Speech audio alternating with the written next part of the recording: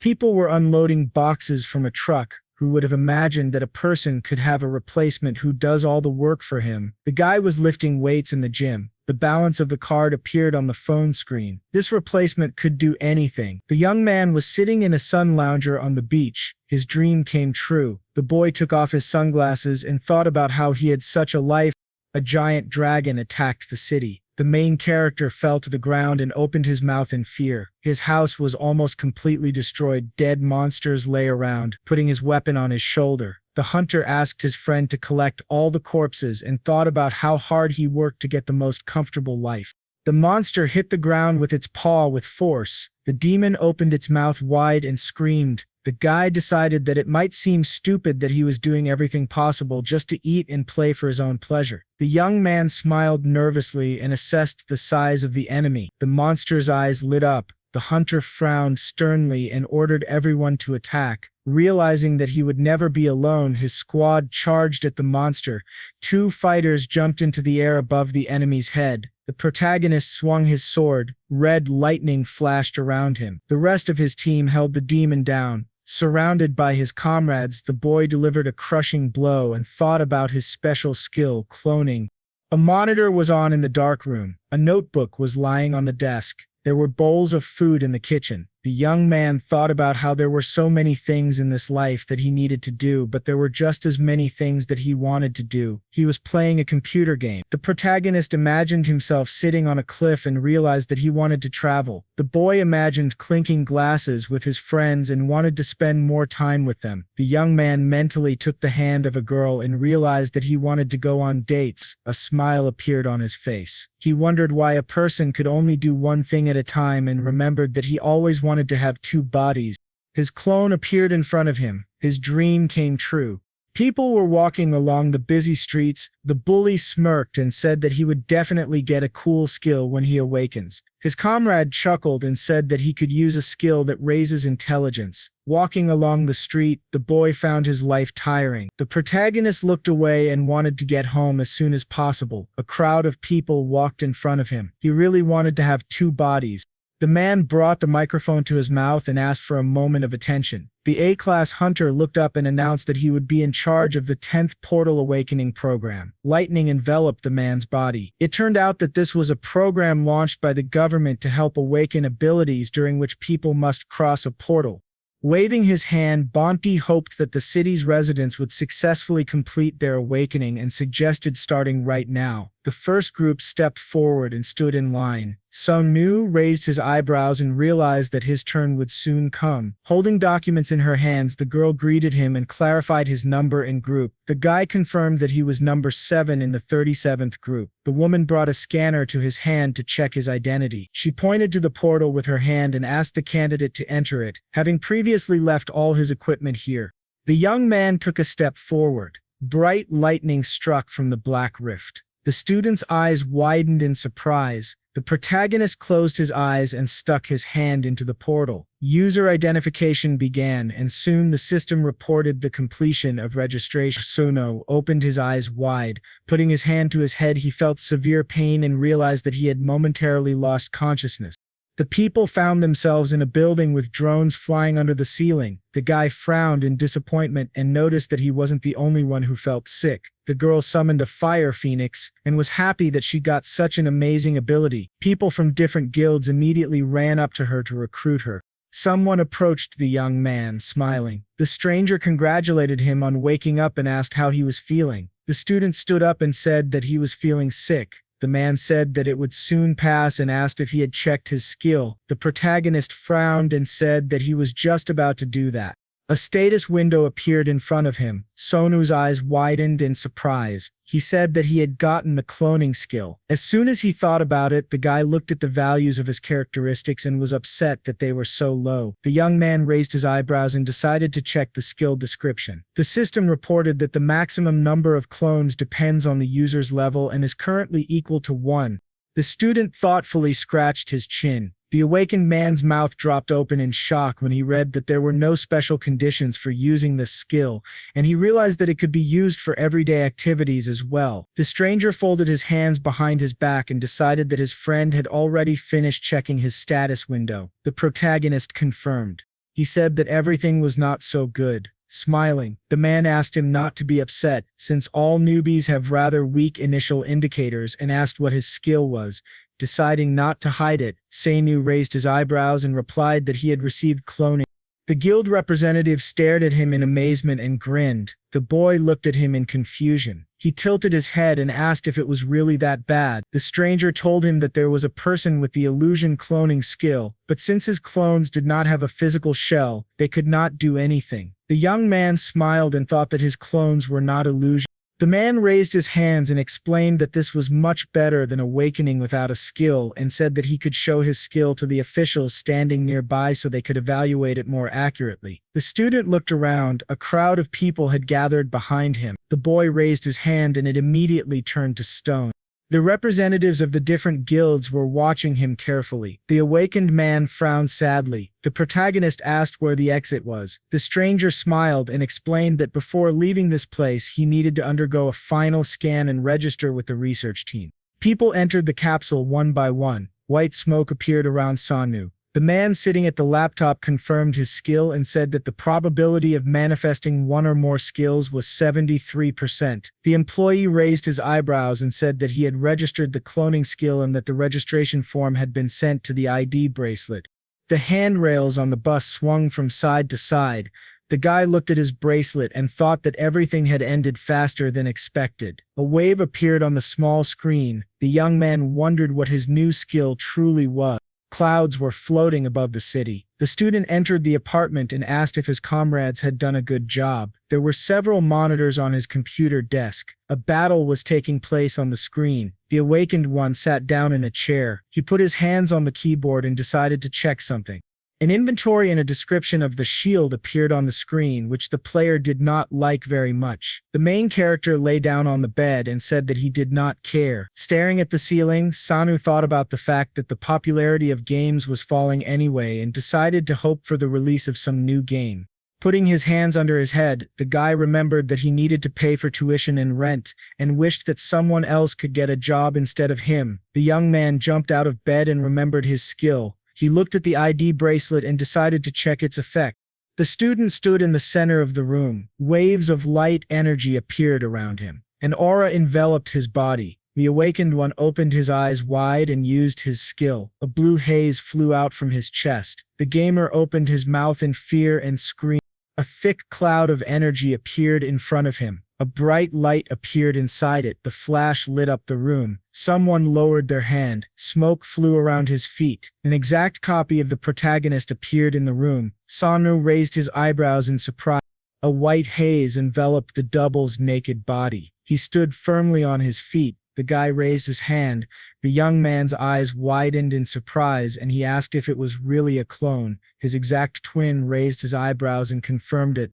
The student approached him and asked if he could touch him. The copy allowed him to do so. The awakened one frowned tensely and thought that he was too embarrassed. He slapped himself in the face to come to his senses. The gamer grabbed the double by the shoulder. The protagonist opened his mouth in shock and realized that this was a real physical body, not an illusion. A white haze covered the groin of the completely naked clone. Sangwoo smiled and said that he needed to put something on first. There was a wrinkled sweater on the floor. The twin put it on. The guy remembered that he could give him orders. The young man thought about asking him to sit down, and the copy immediately did so. The student smiled and realized that he didn't even need to say the orders out loud. The double stood up when the awakened one mentally asked him to do so. Then the clone sat down a few more times. His face was covered in beads of sweat due to fatigue. The gamer put his hand to his chin and decided that he had the same stamina as him.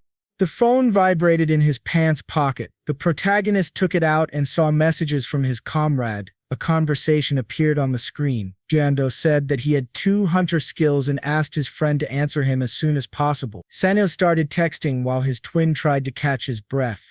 In the chat, his comrade assumed that he had received some stupid ability and began to laugh at him. The guy frowned in displeasure and called him a real chatterbox. Suddenly, a message appeared in front of his face saying that his stamina had increased by 1,000. George was standing on the roof of the building. He was the owner of the Flicker skill, an S-class ranker who became the first person to pass Odine's tower, which no one had been able to conquer before.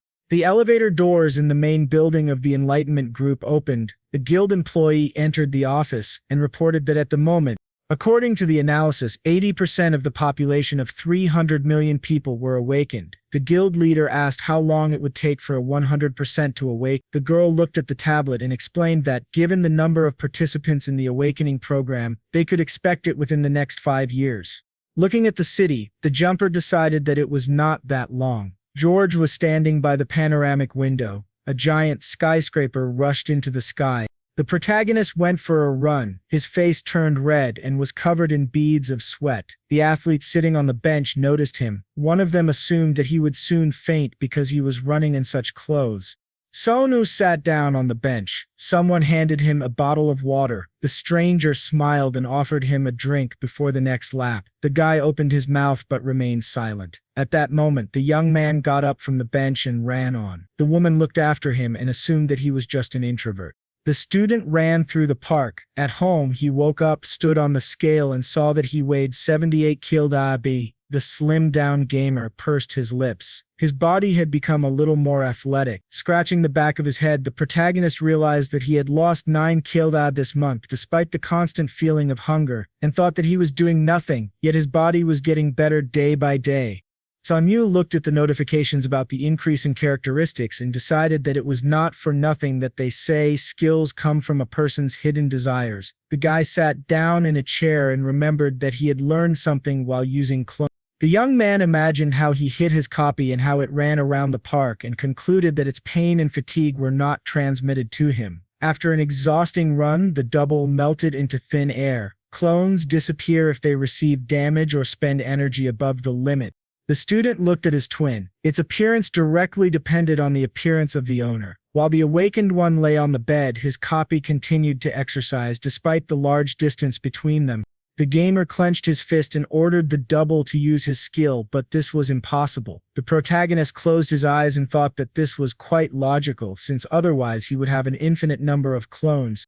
Some time ago, Sangwoo was sitting at the computer in complete darkness. The Hunter's wiki appeared on the monitor. The boy raised his eyebrows and realized that he never thought this day would come. A search bar appeared on the main page. It turned out that there were normal and special stats, but most awakened ones only had normal ones, and the method to unlock special stats was still unknown, with a few exceptions. A status window appeared in front of the boy. His stats increased slightly. The student smiled and thought that he was able to raise his stats so quickly because the clone was training non-stop and doing everything possible to fulfill the order until he reached the limit.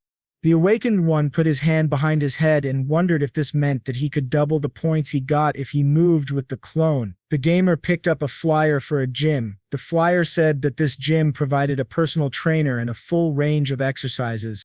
The protagonist looked up from the flyer. A battle was taking place on the computer screen. Sangwoo smiled and decided that he would be the head, and his double would be the limbs. The guy unlocked his phone and looked at his balance. The young man frowned and realized that he didn't have enough money to pay for the registration. The student looked ahead and remembered that he had spent a lot of money on food. He looked away and decided that he needed to find a part-time job. The awakened one placed his hands on the keyboard. The gamer raised his eyebrows and thought that he needed to find some construction work because it would help him train his body and earn money at the same time. The protagonist looked at the list of vacancies and realized that he should do it himself first, because the clone would not be able to succeed if he was given an order in an area unknown to both of them. Sangwoo frowned with interest. A description of a vacancy appeared on the monitor for the Webtoon Logistics Center, which was looking for a delivery worker. The guy pressed the call button, considering this vacancy ideal. The young man put the phone to his ear and said that he saw an advert for workers on the website. The manager explained that there would be no preliminary interview and that he could come straight away and start working. Sitting in front of the computer, the student said that he wanted to start working tomorrow. He raised his eyebrows in surprise when the employee of the center asked if he could start working today. The awakened one looked away and answered that it was possible. The employee of the company said that he would be waiting for him at the logistics center at 6. The gamer pressed the end call button and wondered if there was no one else working there. The protagonist leaned on his hand and decided that he did not care, as long as he was paid. The trucks left the center. Sangwoo put his hands in his pockets and assumed that this was the very place. His clone's face was hidden under a mask and a cap. The guy looked at him and decided that if he said this was his twin, something could go wrong. The young man raised his hand and asked his double to answer questions well and call himself Jundo while working. Scratching his head, the student thought that this building was too big and wondered where he should go. The awakened one raised his eyebrows in surprise when someone called out to him. The man smiled widely and asked what brought him here. The gamer opened his mouth wide and recognized him. Doc Chill. He shook his hand and said that he didn't even recognize him because he had lost weight. The protagonist thanked him and explained that he came here with a friend for a part-time job. The employee pointed at the building and said that he should go there since the office was located inside. Sangwoo scratched the back of his head and thanked him. The man said goodbye. The guy put his hands to his cheeks and thought that his nerves couldn't stand this. The young man looked through his fingers. The student asked if his copy was nervous. Number 1 looked at him and said no. The awakened one looked at his bracelet with confidence and remembered that he now had strength. The gamer went ahead and suggested that they finish their business quickly and go home to eat ramen. The exhausted protagonist lay down on the boxes and realized that he had been too confident in himself because the delivery work was too difficult. The clone took a large box. A loader was dragging the box to the car. The company employee was sorting out the cargo in the warehouse. Sangwoo raised his head with difficulty and wondered if these people really had any skill in dragging heavy things. Doc Chill extended his hands to help the double remove the box. The sweaty guy realized that he should not have come here because his copy was doing just fine on its own. There were trucks parked near the center. An hour-long break was announced. The guys were sitting by the wall of the building. The young man looked very tired. Someone handed him a can of soda. The man smiled and explained that he needed to replenish the fluids in his body. The student thanked him. A local worker sat down opposite him and asked the name of the diligent loader who had not said a word during this time. Number 1 introduced himself with a false name. The center employee smiled widely and concluded that his friend was doing this kind of work for the first time. Looking up, the awakened one confirmed this and called the work quite tiring. Sitting opposite him, Doc Chill chuckled and said that he and his friend had courage, since most of the guys would have already run away by now.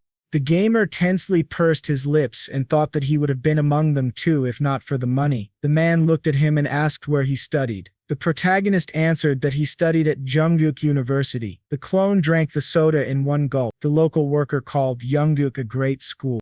Sangwoo replied that he could not say the same. Looking away, the center employee asked him not to be modest and explained that he would give anything for his daughter to go there. Smiling, the guy asked him not to worry about it and told him that he also didn't do very well in school, but still managed to get in.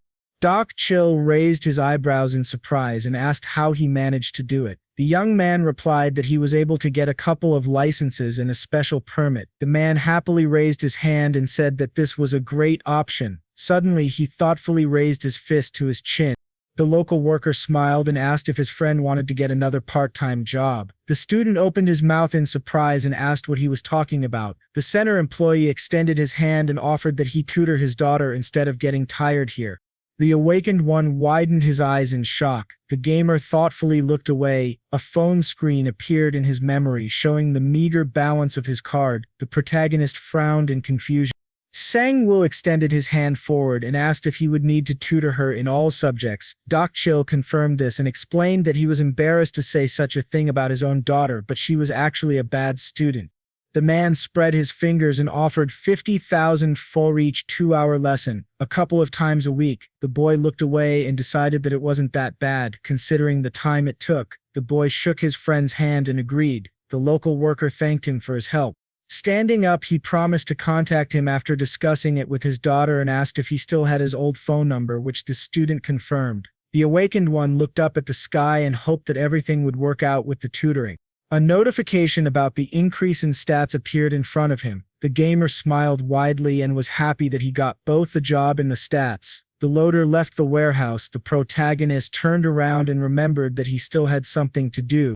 Sonu opened the black bag and decided to have a snack. However, the bag was empty. Number 1 was already eating his second sandwich in a row. The boy smiled nervously and closed his eyes. The clone threw an entire bag of buns into his mouth. Sitting opposite him, the young man asked if he had really eaten everything. The next morning, the student was lying on his bed. The awakened one gritted his teeth and said that he was about to die. The gamer got out of bed and decided to use the double for this part-time job from now on. A message about increasing characteristics appeared next to him. The protagonist realized that the twin was still working. Closing his eyes, Sangwoo asked him to come back and thought about how he wanted to recall him and call him again, because if he didn't do this at home, his clothes would disappear. There was a pot of soup on the table. The guy smiled broadly and was glad that he was able to eat a hearty meal. Suddenly, the young man looked down. The door of the apartment opened. Number 1 came inside and announced his return. The student looked at him in surprise and asked him to wash himself and change his clothes. Water dripped from the shower. There was dirty laundry in the basket. The awakened one approached the clone who had just come out of the shower. The gamer frowned and asked him to give him a hand. The double raised his hand. The tense protagonist took a sharp needle in his hand. A drop of sweat rolled down his cheek. Sonu remembered that if the copy was recalled, his body would scatter in the wind because it was not a person and not a living creature at all. The guy pierced number 1's finger with a needle. A drop of blood appeared on it. The clone looked ahead indifferently. The young man took a handkerchief and asked him for forgiveness. The rag absorbed the blood. The student wondered when the regeneration characteristic would become available to him. A description of regeneration appeared on the hunter's wiki page, which said it could be mastered by constantly leaving wounds on your body. The awakened one leaned on his hand and asked himself if this characteristic would appear if he did this for another month. The gamer pursed his lips and thought that he was afraid to inflict a wound bigger than this, so he should stop there. The protagonist looked at the doppelganger and asked him to eat ramen whenever he felt hungry and to continue training. Sangwoo handed him his spare phone and told him to take it when he went to work and to make sure to answer his calls. The sun's rays illuminated the houses. The guy was walking down the street holding an advertising flyer. Suddenly, someone put a hand on his shoulder. The young man turned his head and saw his friend. The student removed his hand and said that it was too hot today. Yando was surprised that his friend had lost so much weight. The awakened one narrowed his eyes and explained that he was working out and was on his way to the gym. Putting his hands on his stomach, the brunette said that these were also muscles and asked which gym he was going to. The gamer replied that the gym was called Strong Body. The man gave him a thumbs up and said that it was a good place. The protagonist raised an eyebrow and remarked that he didn't see anything special about it, except the price. The guy smiled broadly and said that the trainer there was a real beauty. The young man grabbed his friend by the shoulders and offered to go there together. Sunu realized that his friend didn't go there to exercise at all. Bright lamps illuminated the corridor. A pumped-up man was lifting dumbbells. Treadmills stood along the wall. An athlete was lifting a barbell. Someone was eating meat with chopsticks. The guys entered the gym, scratching the back of his head. A local employee apologized and greeted the guests. The hero said that they would like to register. The gym employees smiled and told them that they had discounts on the occasion of the opening, so if they took a subscription for 3 months, it would cost them only 160,000 kali. The guy raised his index finger and decided to take the membership. He asked if the trainer could check whether he was using each machine correctly. The man put his hands on the table, agreed to help him, and offered to assist with the payment. There were many different machines in the gym. The young man lifted the barbell with difficulty. The student stood up from the machine, and the local worker explained that this was how to do an incline bench press. He suggested that the student gradually increase the weight and speed up. An athlete lifted the barbell and screamed loudly. There were 4 50 kg plates on each side. The guys looked at the athlete in shock. The gym goer holding the dumbbell opened his mouth in surprise. The man working out on the treadmill widened his eyes in amazement. The strong man secured the barbell to the stand. Yando tensed his arm to show off his pumped-up muscles. The trainer approached him and assumed that he had been working out for a long time. The brunette replied that this was his first time. The gym employee put his hand on his chin and suggested that Jando had a power boost after awakening. He asked what his current level was. The guy replied that he had 2 units of power. The awakened guy raised his eyebrows in surprise and realized that the skill his friend had never talked about was power. A drop of sweat rolled down his cheek. The gamer wondered how strong other high-class hunters were if a simple power boost skill had such a serious effect. Sitting on the bench, the protagonist realized that it was not for nothing that everyone only talked about hunters. The phone in his pocket vibrated. Sangwoo picked up the phone and heard Doc Chill's voice. Holding the phone to his ear, the guy heard that his colleague had already talked about tutoring with his wife and daughter and wanted to know if he had time right now. The young man stood up and confirmed this. The man offered to meet him at their house to talk. The bright sun illuminated the city. Standing in the elevator, the student was upset that Jiando had not registered even after that performance. The brunette pointed at himself and said that his friend would not be able to work out properly if he signed up for the gym. The awakened one asked him to admit that this didn't happen only because there was no cute trainer there today. The athlete looked down and confirmed this.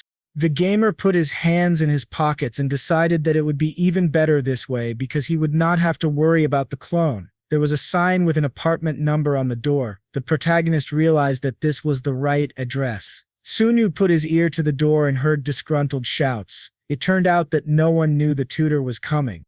Dakseol abruptly opened the door and said that he was going to work, so his daughter could tell the tutor herself if she didn't like something. The man looked back and opened his mouth in amazement. The guy who was hit with the door put his hand to his cheek. A young girl came out into the hallway. The schoolgirl's eyes widened in surprise. The young man put a rag to his head.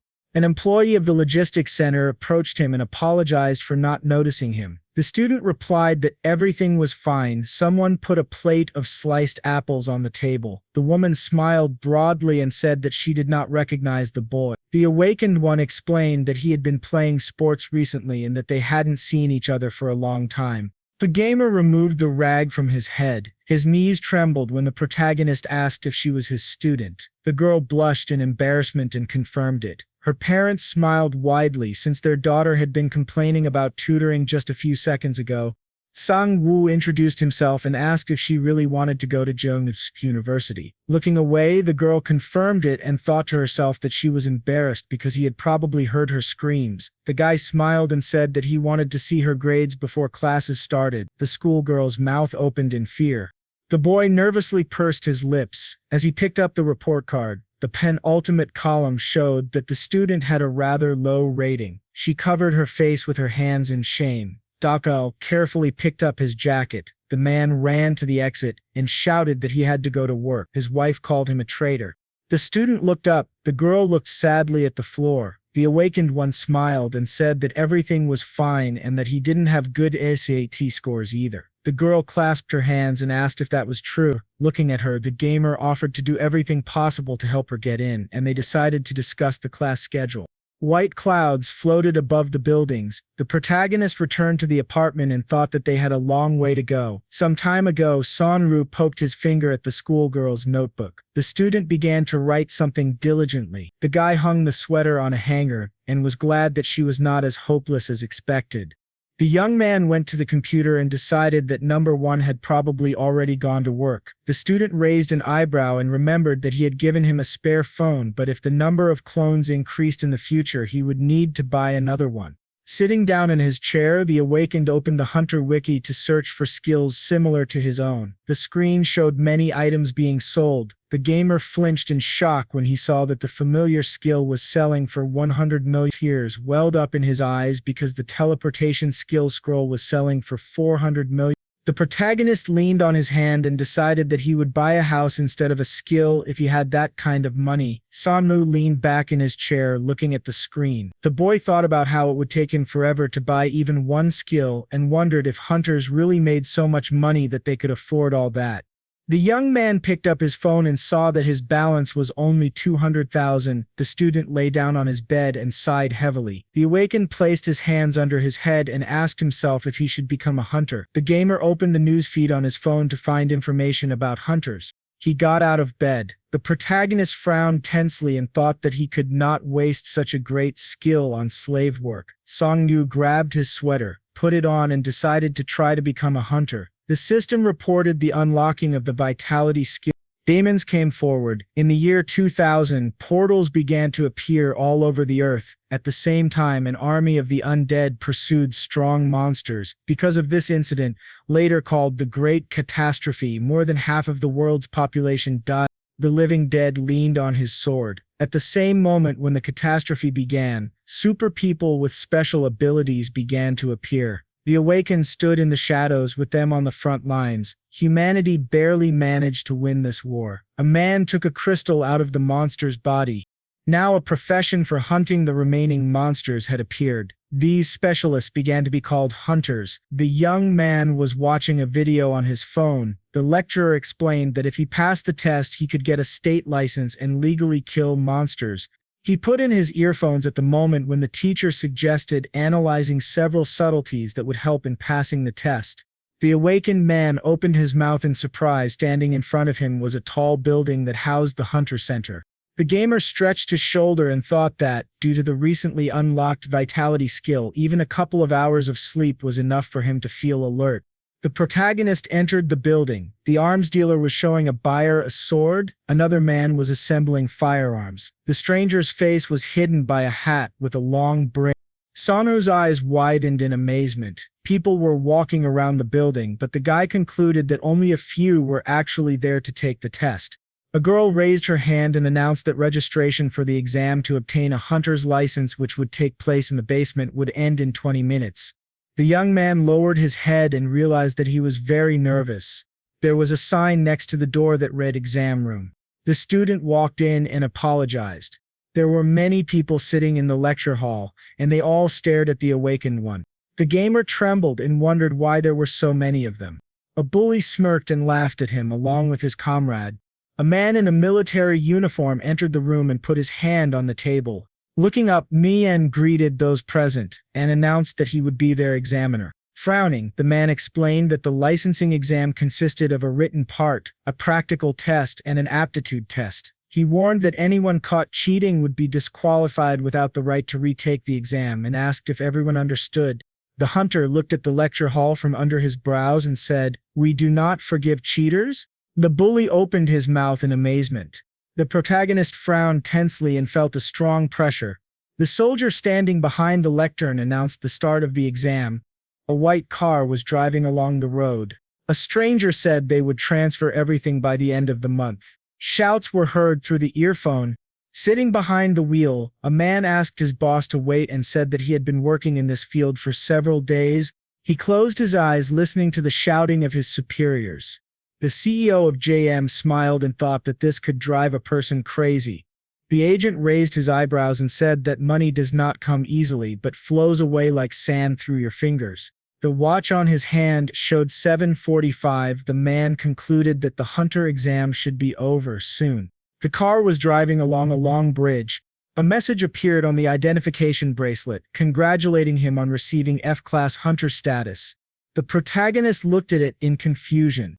Sony scratched the back of his head and thought that passing the exam was as easy as getting a driver's license. At first, the guy sat at the table.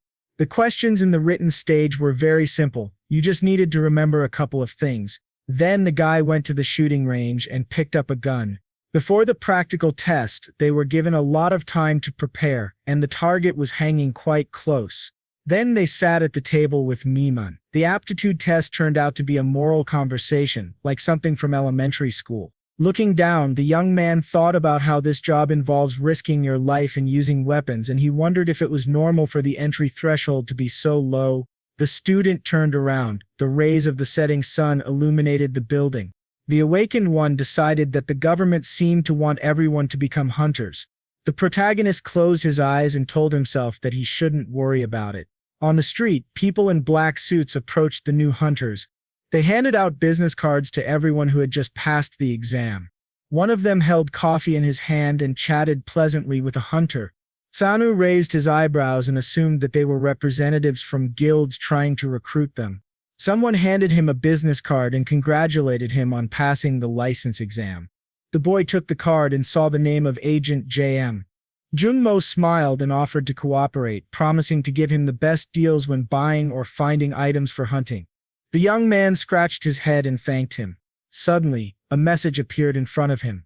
The student's eyes widened in surprise when he saw that his cloning skill level had increased and that he had another clone available. When the man started saying something about the agency, the awakened one ran away and promised to contact him later. The CEO burst into tears and asked him not to forget about it. In the evenings, lights were on in the windows of the house. The hunter covered his face with his hand and left. Number 1 stood in front of him. The protagonist decided that nothing could be better than cloning. Another double appeared from the smoke. The copies looked at each other. Sangwoo said that he was looking forward to working together. The guy showed the twins a business card and said that they were now ready to become hunters. Junmo threw the business cards onto the car seat and realized that he had given out almost all of them. The man straightened his tie and hoped that they would contact him. He looked out the window at the official representative office of Korea's leading guild towered over the city. Documents lay on the table. The employee took a sip from his mug and said that his colleague only needed to settle the amount according to what was written in the documents. The CEO of JM took them in his hands and said that he understood everything. Suddenly, he raised an eyebrow in surprise. The documents in his hands contained the total prices for different monsters. The agent, carefully studying the documents, noticed that the amount looked rather suspicious. Troll blood should cost much more. Sitting in a chair, his colleague called him over. The employee grinned and remembered that his comrade had long wanted to join the guild, which meant he should start thinking for himself. Junmo's eyes widened in surprise. The man put the mug on the table and asked, "What will we be left with if we follow all the rules?" The employee put his hand on his colleague's shoulder and asked him not to interfere in the internal affairs of the guild. The CEO of JM tensely clutched the documents in his hand. Sitting in the car, he thought that he would have kept quiet if he had known how hard it would be for him. The phone rang in the inside pocket of his jacket. The agent stuck his hand in to take it out. Junmo put the phone to his ear. The protagonist introduced himself and said that he would like to clarify a few things. There were many signs on the buildings. The man entered a cafe. Sangwoo, who was sitting at the table, called him over. The CEO of JM sat down across from him and apologized for being late. The guy replied that he had just arrived. The cashier was standing behind the counter. The two decided to order a drink.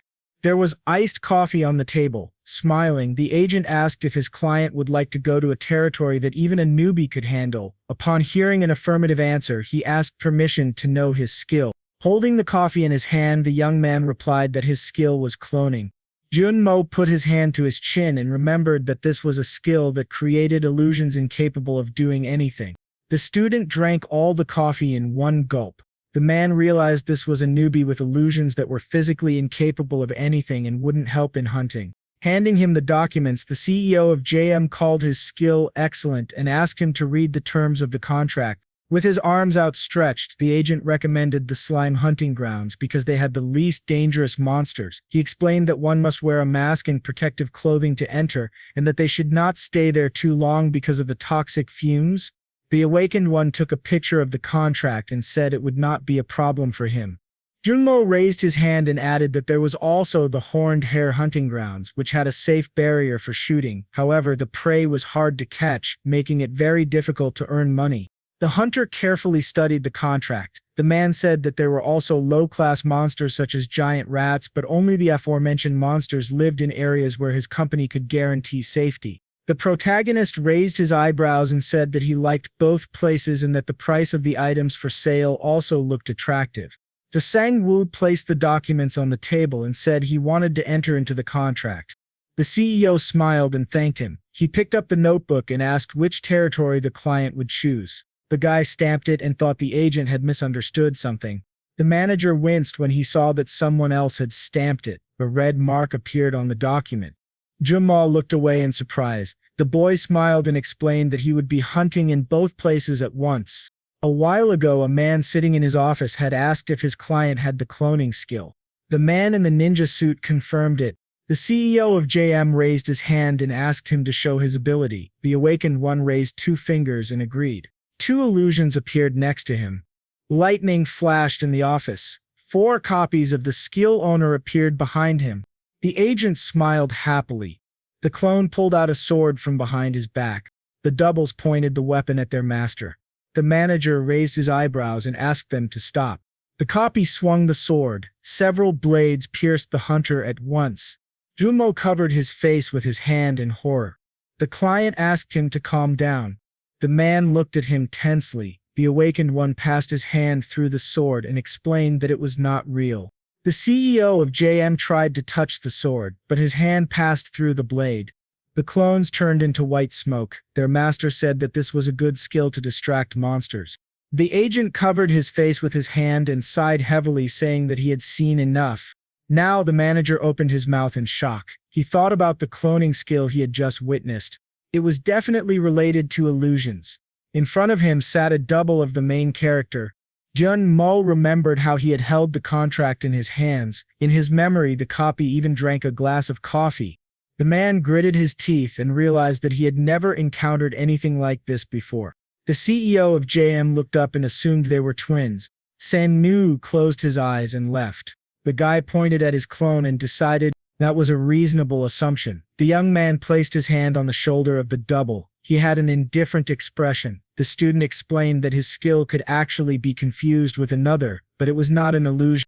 The awakened one raised his eyebrows and said that he had another copy, but it was currently at the fitness center. The agent opened his mouth in surprise and asked if clones could really build muscle. Showing him his biceps, the hunter confirmed this and added that his own body also became stronger thanks to it. The manager realized that his client could raise his stats with the help of his doubles. Putting his hand on his chin, Junmo called it amazing and decided that this man had great potential since his skill was completely incompatible with an F-class rating. The protagonist placed his hands on his waist and suggested returning to the issue of the hunting grounds. Sanu raised his hands and asked if there could be problems due to the same person entering two places at once. The man raised his eyebrows and said that there could indeed be issues with this, since there was a record at each entrance. The boy shed tears and decided that his plan wouldn't work. Pointing behind him, the JM CEO promised to talk to the association to find a way to solve the problem. He asked if the client could come with him to scan the bracelet and demonstrate his skill. The boy scratched his head and warned that he would not be able to use the skill until tomorrow evening due to the cooldown. Looking at him and his clone, the agent suggested meeting at the Hunter Center in 2 days. The manager took a pen and remembered the contract. The student picked up the seal and reminded him that he had already stamped the documents. Junmaro suddenly stood up from the table. The man extended his hand and said that he was looking forward to their cooperation. The awakened one smiled. They shook hands. The hunter looked at the man and said that the feeling was mutual.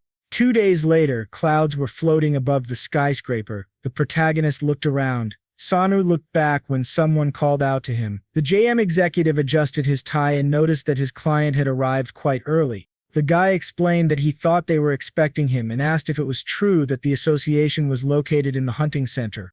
The agent raised his hand and replied that most of the departments operated in that building. A small device issued a ticket with a number. There were many people in the building. A voice invited numbers to different windows. The center employee raised his eyebrows and asked if the visitor really wanted dual access to the hunting areas. Sitting opposite him, the young man confirmed this and explained that he had the cloning skill, but the identification bracelet only existed in one copy. The employee said that he was the first since the jumper to request a duplicate. While the employees were looking for the necessary documents, the student tensely pursed his lips and decided that this was quite expected, since it was not a typical situation. Sometime later, the worker putting a pile of papers on the table explained that it was an application for a permit and asked the visitor to go to the government office to fill out the necessary documents. The heroes opened their mouths in amazement when they saw how many papers there were. Taking them in his hand, the manager promised to sort them out and asked his client to go to the showroom. The awakened one thanked him. Junmo handed the documents to the center employee. The hunter approached the girl in a robe. Lightning flashed around him. A completely naked clone appeared in front of him. The protagonist opened his mouth in fear. The woman adjusted her glasses. The mechanic was working on the machine. The engineer carefully looked at the bracelet. The old man raised his thumb and said that now the doubles could enter the hunting area by scanning their fingerprints. He handed Sang the bracelet and explained that they took into account the possibility of simultaneous entry and exit from different places, as well as repeated entry. The man put his hands on his shoulders and said that his skill had not been seen before, not only in Korea but in the whole world. The guy hugged his double and said that it was time for them to go. The mechanic frowned in disappointment and thought that he would make a great research subject. The young man raised his hand and said that he had settled everything. The CEO of JM congratulated him. The student smiled, glad that the preparations for the solo hunt were finally complete. Raising his eyebrows, the agent confirmed this and asked if his client was going there right now. The awakened one said that he had no other business today anyway. The manager crossed his arms and asked why his copy was hidden behind a mask. The hunter replied that he didn't want to draw unnecessary attention to it.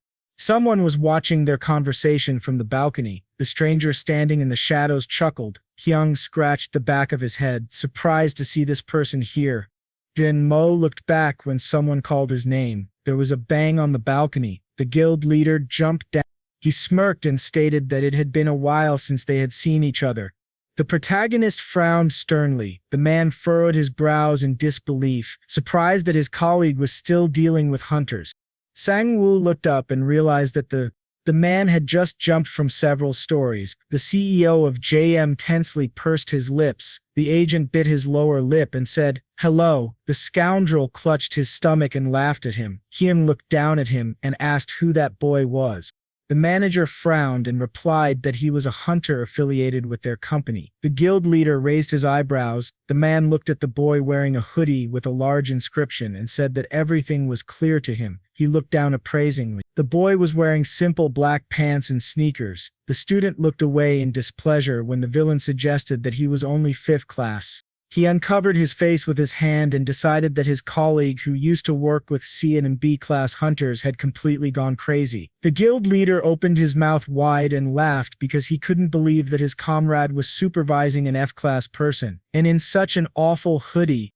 Junmo's eyes widened in anger. The awakened one placed a hand on his shoulder, a smile shining on his face. The man wiped away a tear. He loomed over the hunter like a menacing shadow and noticed that he apparently had something to say. The protagonist closed his eyes and grinned. Sangwoo rubbed his nose and said that he was very honored to meet the head of the guild, which is considered the first in the country. The villain put his hand to his chin and was glad that there was at least some common sense in his words. The boy covered his face with his hand and declared that his guild was the first in dungeon monopoly and hunting area bans. Hyung looked up. A malicious grin appeared on his face when the boy said that he couldn't believe he was receiving praise from the guild leader who had the highest payout ratio in his favor. The student smiled widely and declared that he didn't even know what to do now. The man scratched the back of his head and called him quite brave. His eyes sparkled. Suddenly, the villain appeared behind the awakened one and asked if his skills were the reason for his bravery. The hunter turned around in fear. The man in the black suit opened his mouth wide and called out to his boss. The assistant ran up to the boss. He was upset that the funbreaker had come. The guild leader let the protagonist go and decided to call it a day. He smirked and asked his name. Sanu raised his eyebrows and suggested that he find out for himself. The man waved his hand, calling him funny, and promised to see his colleague next time. The scoundrel headed toward his employee, who asked him not to act like that inside the building anymore. The heroes were sitting in the car. Jun Mo smiled awkwardly and thanked his friend for his actions. The guy leaned on his hand and explained that he couldn't just stand there and watch. From the driver's seat, the man asked if he knew about his relationship with the Hyam Guild. The young man raised his hand and said that he found out about it while researching the agency. Sitting at the computer, the student noticed that there wasn't much information about him online, but he did find one rumor that concerned his agent. An article from the Hunter Wiki appeared on the screen, where a user wrote that the JM representative was a former Hume Guild employee and warned that those who signed a contract with him would face the road to hell. Holding the steering wheel, the manager realized why no one was joining them anymore. The awakened one explained that people were simply afraid of being targeted by a large guild. Jun Moy asked why the client chose their agency in that case. A drop of sweat rolled down his cheek. The hunter threw up his hands and said that it was all because of the favorable payment ratio. His clone was sitting in the back seat. The protagonist smiled and added that he could trust his comrade if he didn't like something about this industry or the guild. The man's hands shook. The car drove along the highway. There were treadmills in the gym. The athlete's bloody hands were bandaged. His pumped-up legs trembled from the strain. Number 1 was lifting a heavy barbell. The trainer bit his nail in fear. The girl approached him and asked if the man would be okay. The gym employee said that he had already tried to talk to him, but it was pointless. The clone stopped when the notification sounded. The double put the barbell on the rack. He picked up the phone. The owner asked him to finish the workout and wait for him at the entrance to the gym. The copy drank a bottle of water in one gulp. The woman put her hand to her chest and noticed that the visitor had finally finished. Her colleague was happy with the news. Slugs were crawling on the ground. They were crawling along the walls and ceiling of a deep cave. Suddenly, something hit a slug. The man was holding a large sledgehammer in his hand. The awakened one pointed a device, similar to a vacuum cleaner, at the slime. The capsule behind him was almost full. The hunter came out of the portal. The protagonist took off his gas mask and sighed heavily. Junmo approached him and asked how he was doing. Sano replied that it was very difficult to breathe with the mask on. The man crossed his arms and explained that people usually did not come here even though the slug area was considered safe. The boy looked at his torn glove and concluded that he could not last very long here. The young man looked around. The JM executive explained that they could hunt here until the container was full and then simply replace it in the locker. But even a person with great endurance could not last more than 6 hours here. The agent scratched his chin and said that it was possible to stay longer if he purchased a good gas mask and higher class equipment. The student frowned and said that he could hardly last even 2 hours here, let alone 6. The awakened one pointed to his clone and offered him to do it. A gas mask flew into number 2's face. The double tied the laces on his boots. He pulled on rubber gloves. The hunter clenched his fist and wished him luck. As the copy went after the slugs, the protagonist turned his head and decided to head to the field with the rabbits. Sangwoo turned around to call number 1, but he was not there. The boy pouted and remembered that he forgot to pick him up from the gym. The twin was waiting patiently at the entrance to the gym. The clone raised his eyebrows.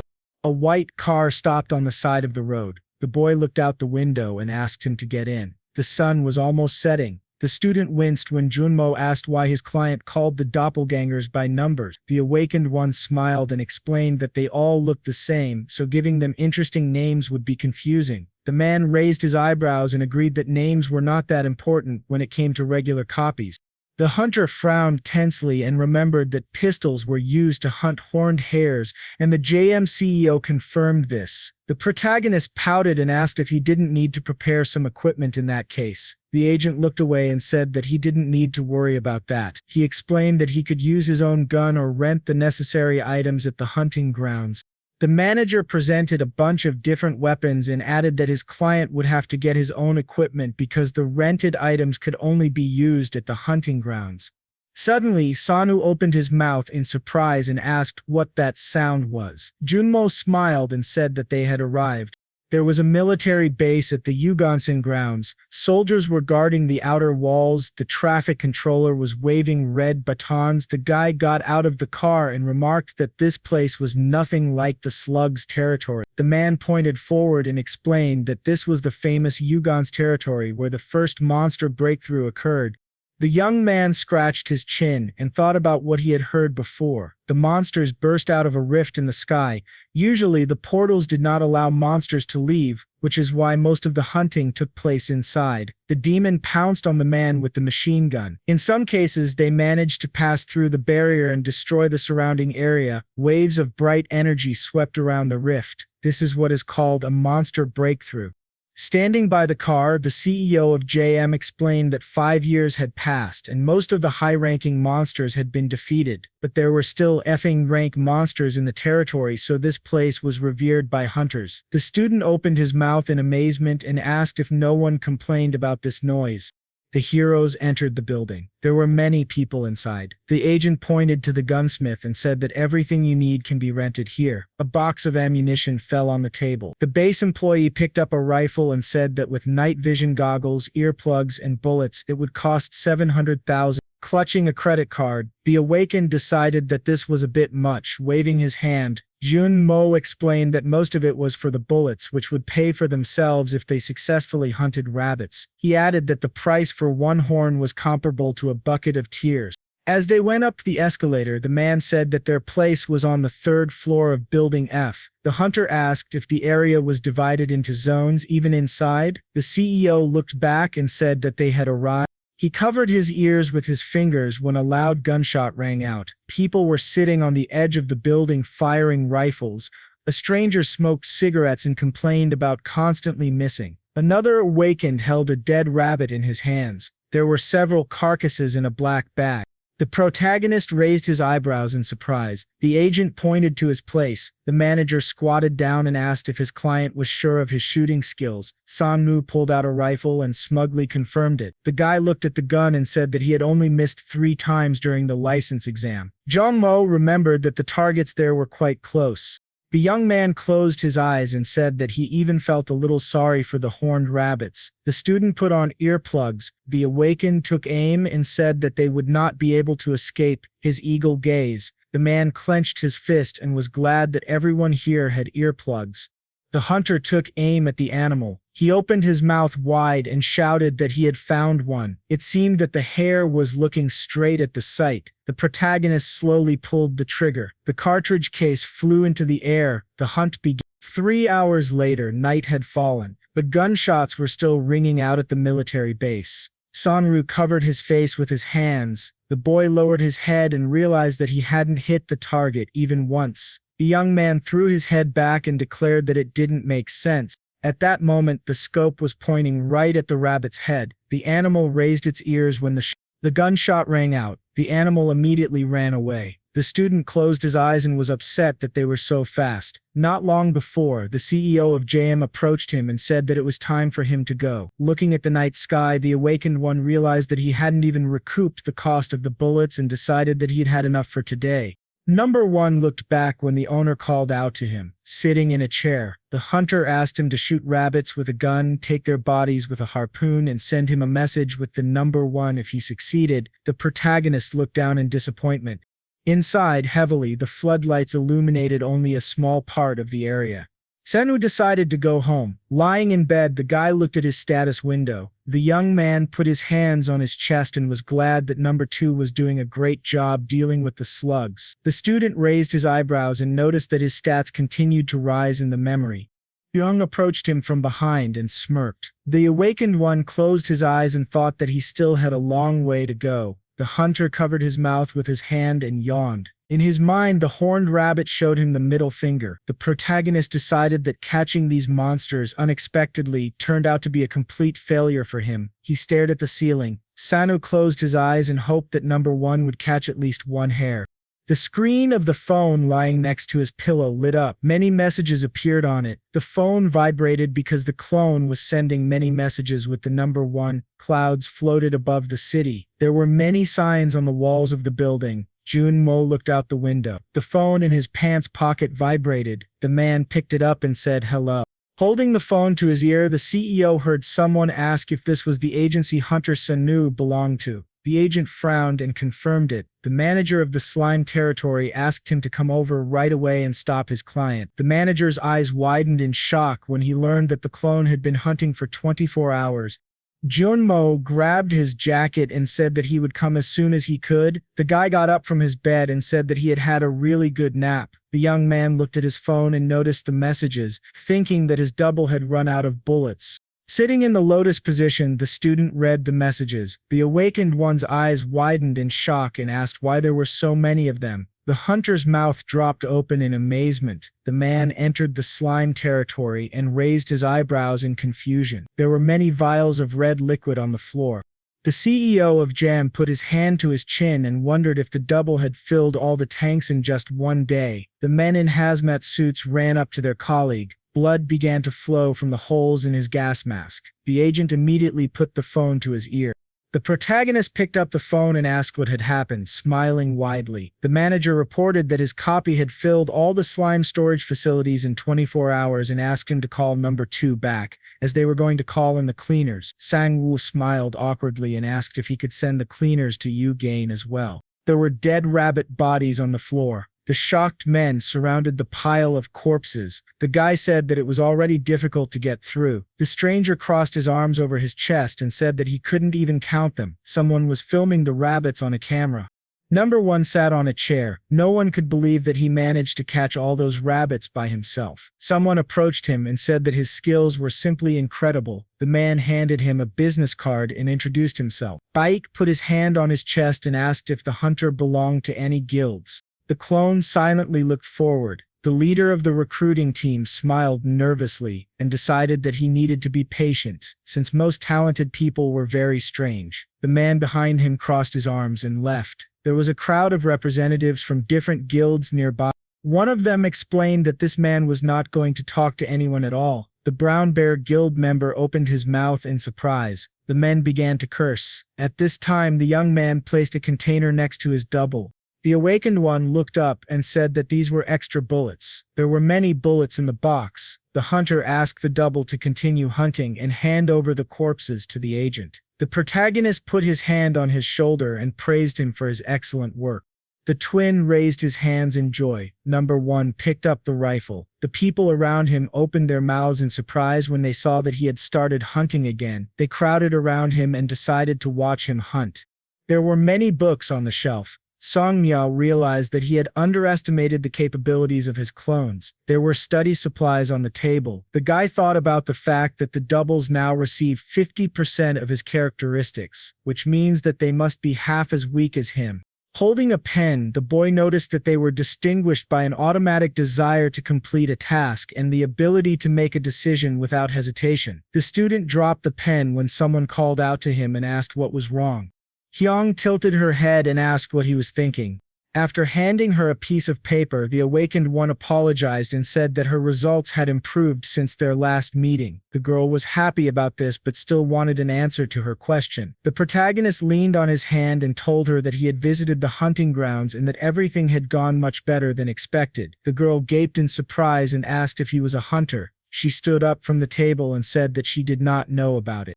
The schoolgirl picked up the phone and asked if her teacher knew the hunter that everyone was talking about on the internet. Sanu asked who exactly she was talking about. The boy choked when the student showed him a video of the god of shooting, the eagle Jensen. The boy's eyes widened in surprise, and he asked who they were talking about. The video showed a pile of corpses. Hai said that everyone on the internet was going crazy because of it, and that this person had already killed over 200 rabbits by the time the video was recorded, which was enough to set a new record. People were filming number one on their phones, but the clone didn't say a word when they tried to ask him questions. The double pulled on his cap and only said Eagle Eye Jensen. The people around him decided that this was his nickname.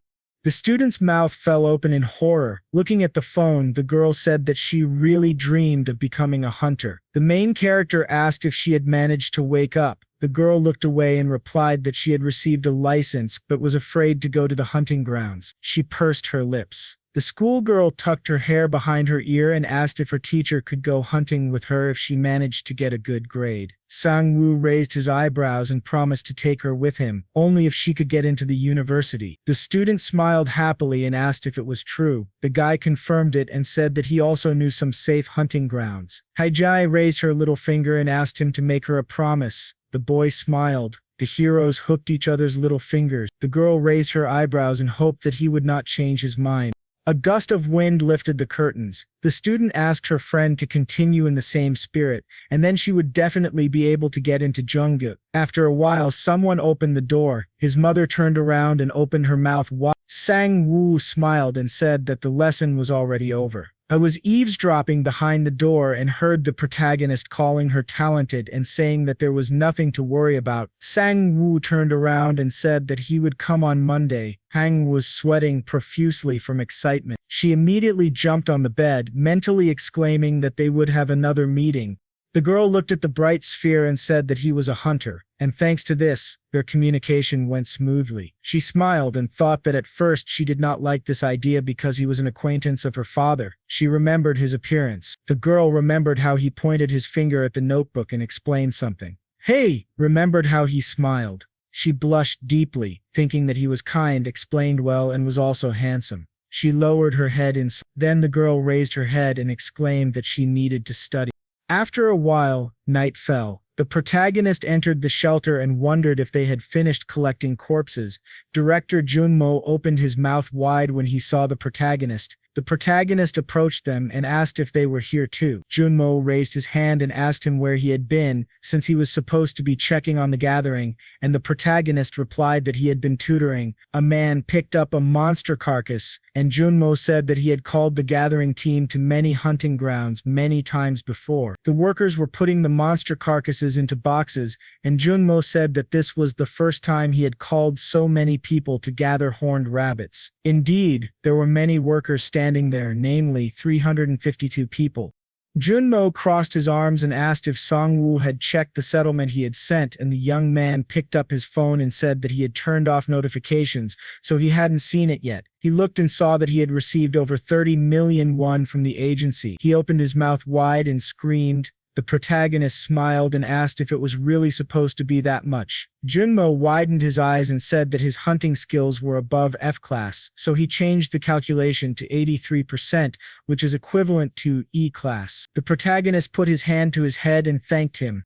Suddenly, a man opened his mouth and called out to them. They all turned around. The man pointed his finger at him and asked if he was the manager of that worm. He pointed his finger at the clone of the protagonist. Junmo stood in front of him and asked the man who he was. The man frowned and said that he was a hunter whose prey was stolen. He looked at the machine gun and said that all the horned rabbits he aimed at were killed by him, so today's hunt was a complete failure. He grabbed his shoulder and said that he thought they should compensate him for his expenses. A drop of sweat rolled down Junmo's cheek. He put his hand on his chin and told the protagonist that they seemed to have chosen the wrong spot. The protagonist said that he didn't know there were people like that. He put his hand on his chin. The protagonist thought about it, looked at him, and said that he had an idea. The man frowned and wondered with displeasure what they were whispering about. He extended his hand and said that he had a conscience and therefore he only wanted 10% of the profits. The protagonist's mouth opened wide. The stranger frowned and asked why he was laughing. Sangwoo put his hand on his clone's shoulder and said that the guy wouldn't be coming for a few days. He then pointed to the side and told Mr. Junmo that they needed to go, but the man started yelling angrily. They passed him and the protagonist asked why they didn't go sit at the coffee shop on the corner. The stranger grinned terribly in anger. He raised his hand and shouted for Sangwoo not to ignore him. The protagonist frowned and number one's eyes lit up. His fist was right in the clone's face. The man punched the protagonist's clone. The clone flew back from the punch, hit several boxes like a ball, and eventually slammed into the wall and stopped. Blood started coming out of number one's mouth. The man opened his mouth wide and shouted that he hadn't hit him that hard. Sangwoo was holding his phone and shouting about how cruel the man was. He opened his mouth wide and started talking about how this was an act of violence on a sacred hunting ground, so people wouldn't let it go that easily. The stranger looked around and was very worried. The protagonist closed his eyes and exclaimed that it would be really bad if this video leaked online. At the same time, he thought that it would be shocking news. The man frowned and lowered his head. The protagonist showed him the video. The man stood with his head down and Sangwoo suggested that they part ways on good terms. The man suddenly bared his teeth and finally resigned himself to it. After a while they were sitting in a cafe. The protagonist opened his eyes wide and asked about the Hong Guild. Junmo pointed and said that he thought the hunter who attacked him today belonged to that guild. The clone was also sitting next to them and Junmo said that since the Hong Guild is huge, all kinds of people gather there. The protagonist extended his hand and asked how Junmo knew that the man was from the Hong Guild. The agent remembered the man sitting behind him and so he said that the hunter had been keeping an eye on him ever since he came to collect the corpses. A tear rolled down his cheek and he became worried about something. The protagonist frowned and said that he understood that they might want revenge.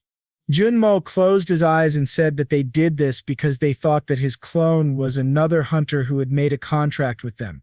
Even before that, the hunters of the JEM agency were being bullied. Sangwoo drank juice while the agent talked about how they did not stay with them for long and that everyone was leaving.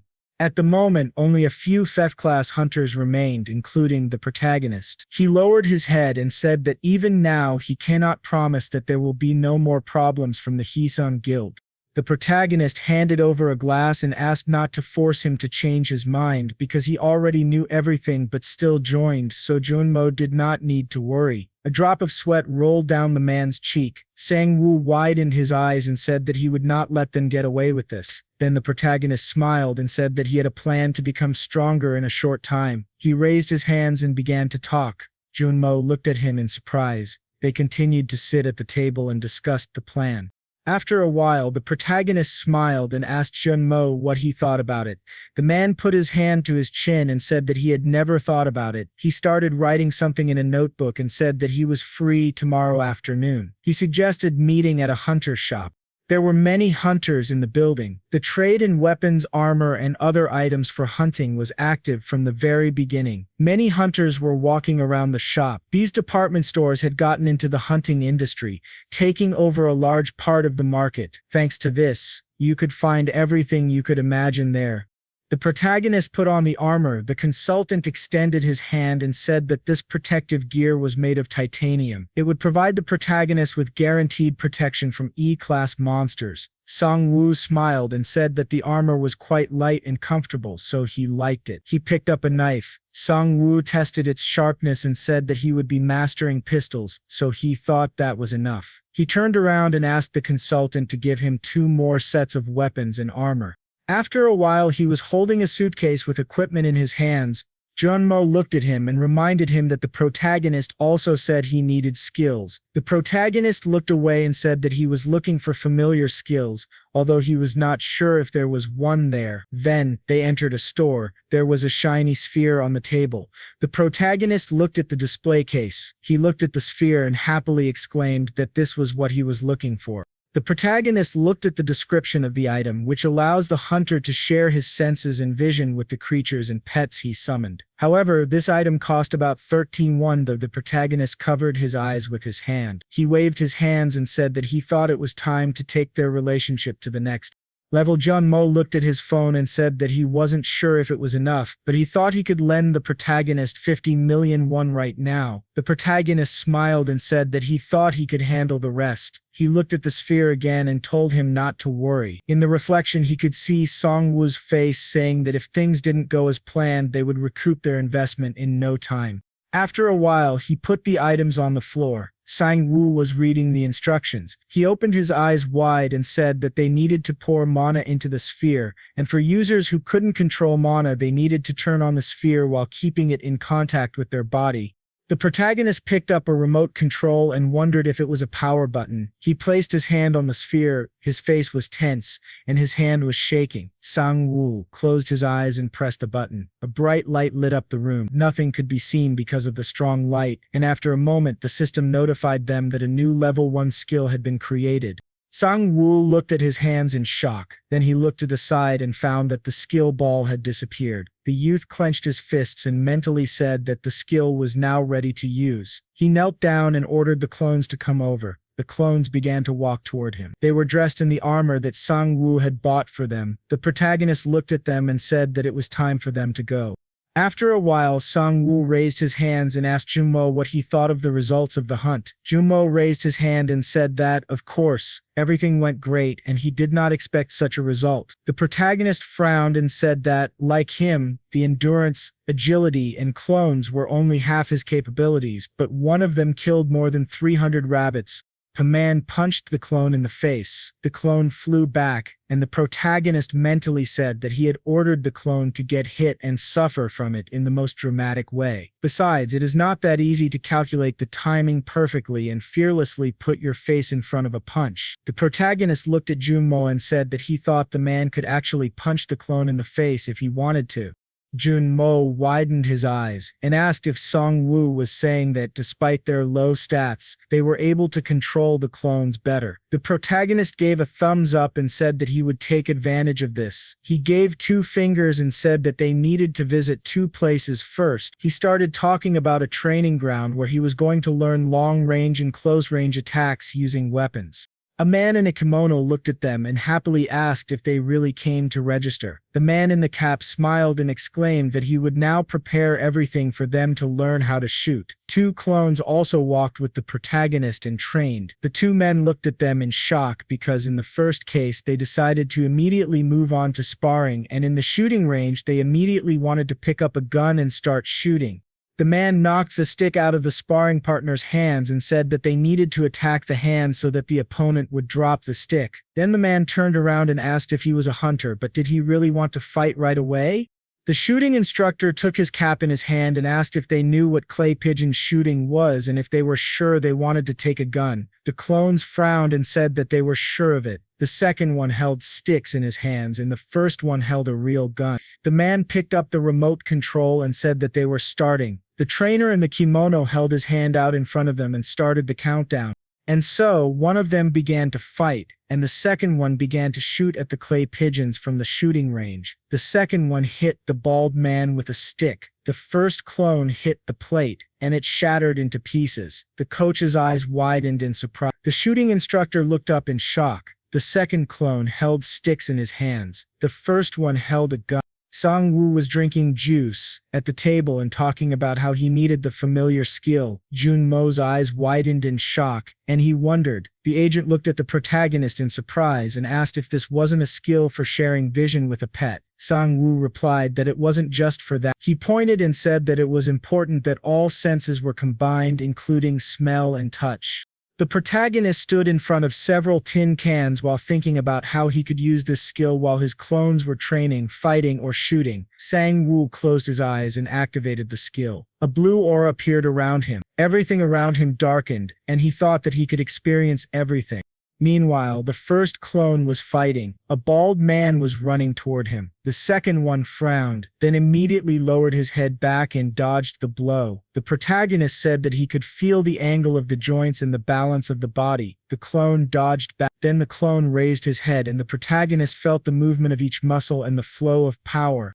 Meanwhile, the first clone took out a gun. He pointed it forward, and the protagonist felt the aim in the direction of the gaze. The clone fired. The plate appeared in the sky. The bullet broke the plate into pieces. A blue aura emanated from Sangwoo. His eyes were closed. He closed his eyes. The protagonist smiled and said that he could have all of this. The aura was still raging around him. He looked at his hand. Sangwoo lowered his head and thought about the experience he had just had. He remembered the air pressure when a stick flew past. He also thought about the smell of gunpowder and the force of the recoil. His hand was shaking. He felt tired. He imagined himself as if he were a puppet, and thought that, of course, he did not move a muscle. All the work was done for him by his clones, and he only shared their feelings.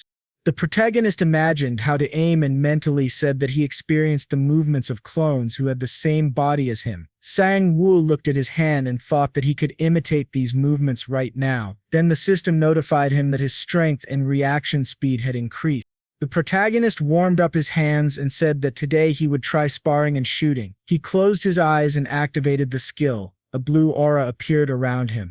The action moved to the gym. The clone of the protagonist was holding sticks in his hands. A man in a kimono was standing opposite him. The protagonist frowned and realized that this man looked strong. The men around them were surprised that the trainer was going to spar with the newbie himself. They stood opposite each other. Then the protagonist knocked one of the sticks out of his hands. He struck from above. The man frowned and parried the attacks. Thinking that the clone's strikes did not feel experienced, it seemed that he was not used to the clone dodged the attack, and so the man realized that defense was a completely different matter because the clone predicted his movements and perfectly dodged his attacks. The man raised his hand up and struck with the stick, but the clone blocked the attack. The clone looked at him from below. Then he immediately swung his hand. They crossed sticks and the clone looked at him closely. The man frowned and thought that this attack was quite strong. The clone had immediately copied his fighting style. The coach frowned and looked at him. He hit the clone from above, but the clone dodged. The men opened their mouths wide in surprise.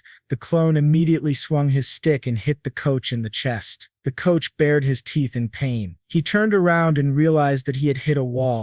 The protagonist raised his hand above himself and was about to attack. For some reason, the coach smiled. He immediately bounced off the wall and found himself in the air. The protagonist opened his eyes in shock. The coach hit him in the arm and broke his sticks. The man frowned and looked down. Everyone around smiled and said that their coach was no slouch either, but it was a very close fight. The protagonist cried from the pain in his wrist. The coach smiled and said that it was dangerous. He held out the stick and asked if the protagonist wanted to continue. A drop of sweat rolled down Sangwoo's cheek, and he asked the clone if he was okay. The clone lowered his head. In an instant, he was right above the coach. All the men in the room opened their mouths wide in surprise. The coach also opened his mouth wide. The protagonist looked down and asked if he wanted to continue. The protagonist knelt down. He then stood up, picked up the stick, and said that he wanted another fight. The coach closed his eyes and agreed to it. The protagonist looked ahead and said that it was time to switch to numbers 2. A blue aura appeared around number 1. In an instant, the plate shattered into pieces. A man smiled and braggingly asked his girlfriend if she saw what he did. The girl smiled happily and exclaimed that he was very cool. The protagonist frowned and thought about not saying anything.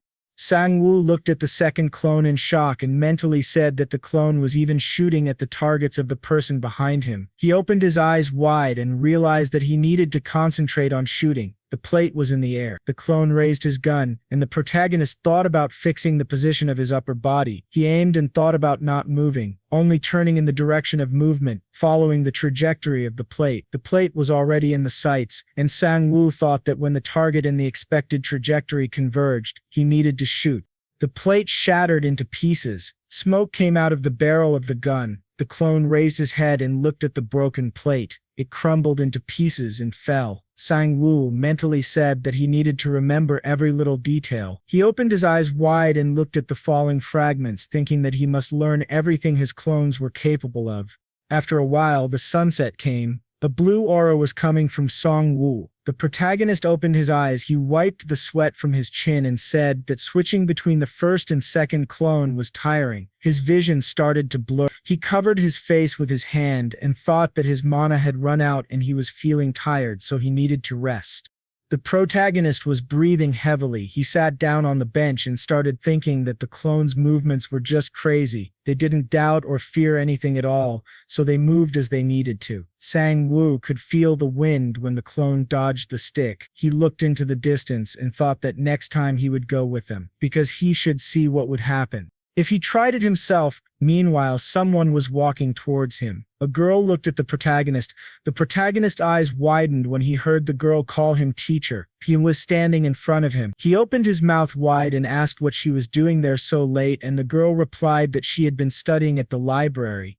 Several bandits were looking at them from behind. While the protagonist and the girl were chatting pleasantly, a man was smoking a cigarette and smiling. The 3 men nearby were frowning and looking at the protagonist. One of them was holding a phone in his hand. The man frowned and began to apologize to the person on the call, saying that he only wanted to scare Jumbo Mo a little, but it turned out their conversation had been recorded. A drop of sweat rolled down his forehead as the interlocutor asked if his threats had really been recorded. The man lowered his head and shouted that he would find out everything, but the interlocutor reminded him not to say anything there and to stay away from Eugen's territory. The man stood illuminated by the yellow rays of the sun. His interlocutor also told him not to mention any connection with the Heisen Guild. The man turned red with anger when the caller told him to call himself just a simple street hooligan. He smashed the phone against the wall. The man started screaming and kicking the phone. Suddenly, he turned around because he heard someone ask why he was angry again. The man in front of him was smiling and saying that he hadn't seen him in a long time. Kunok smiled widely, looked at the man, and then asked what had happened. 3 cigarette butts were lying on the ground. The 3 of them stood in front of each other, and Kunok asked if the man had really done nothing and just let them go. Kunok took a cigarette in his hand and said that he knew this would happen when the man got excited about joining the first guild in the country. The man looked down and said that the guild told him not to go near the Eugen territory. Kunok looked at the long-haired man and told him to find some part-time work. The man then looked into the distance and saw Sangwoo sitting on a bench. He immediately extended his hand and pointed at the protagonist, exclaiming that he was the one who had recorded him on video. He immediately walked toward him, but Junsak ordered him to calm down. The man was holding onto the corner of a wall, watching the protagonist from around it, clearly furious. They were looking at Sangwoo, who was happily chatting with Yang. The girl looked at the protagonist and asked what he was doing there. He replied that he was just training. Then they both looked away because someone called out to them. A man was walking toward them and talking about how their little brother owed the protagonist something. Junig was walking toward him, smiling. A drop of sweat rolled down the protagonist's cheek, and he said that he had no idea who these people were. He saw that the man was grinning angrily. The protagonist widened his eyes and immediately remembered what was going on. The protagonist stood up and asked what he could do to help them. The man frowned deeply. He opened his mouth wide and started shouting, but Junak smiled and asked him to calm down. Junak smiled creepily and said that he heard the protagonist had a video of his little brother making a mistake due to his emotions. A drop of sweat rolled down the protagonist's cheek. Junjak suggested they delete the video and peacefully disperse. He held out his phone and asked if they would really let him go if he deleted the video. Junjak also held his hand and said that he didn't like doing tedious work either. The protagonist's hand began to shake. Junjak lowered his head when the protagonist asked if there was any guarantee that they would really let him go. The man smiled, put his hand to his chin, and said that Sangwoo was smart because he really wouldn't leave there without getting beaten. Sangwoo hung his head, and Jongmek said that he wasn't smart enough to delete the video right after recording it, so now it made no difference. I opened her mouth wide in excitement because the protagonist quietly told her to run as soon as she had the chance. The bandit had already started to stretch his arms. The protagonist frowned and mentally said that he didn't think he'd be in such a difficult situation so soon. He got into a fighting stance and said that he would beat them all up. The bandit pointed at him and laughed, saying that he was quite confident in himself. The two men ran toward the protagonist, and Junyak stood behind them, telling them to beat the boy up good. Sangwoo dodged a punch, then another. The man kicked him, and the protagonist bared his teeth as he flew back. Then he was hit on the chin.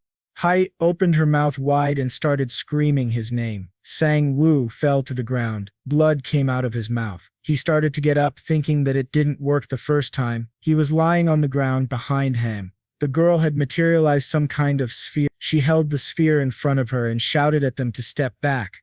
Sangwoo bared his teeth as he looked at her. His eyes widened in surprise. The girl was shaking in fear. The man looked at her in shock and wondered if she was really awakened. Hunyo then hit him on the back of the head and asked. Displeasure filled the air. Were they really scared of a schoolgirl? Held the sphere in front of her. Hunuk smiled and asked what would happen if they continued to advance. She opened her mouth wide and shouted at them to step back. Hanok-jo rushed at her. She bared her teeth, and Hying shot the sphere at them. The ball flew into the man's stomach area. In a moment, everything was engulfed in fog. The men covered their faces with their hands. The bandit's smile was visible through the mist, and he said that awakened ones were now like stones on the road. His t-shirt had burned off, revealing his tattooed body, and then he said there was nothing to brag about.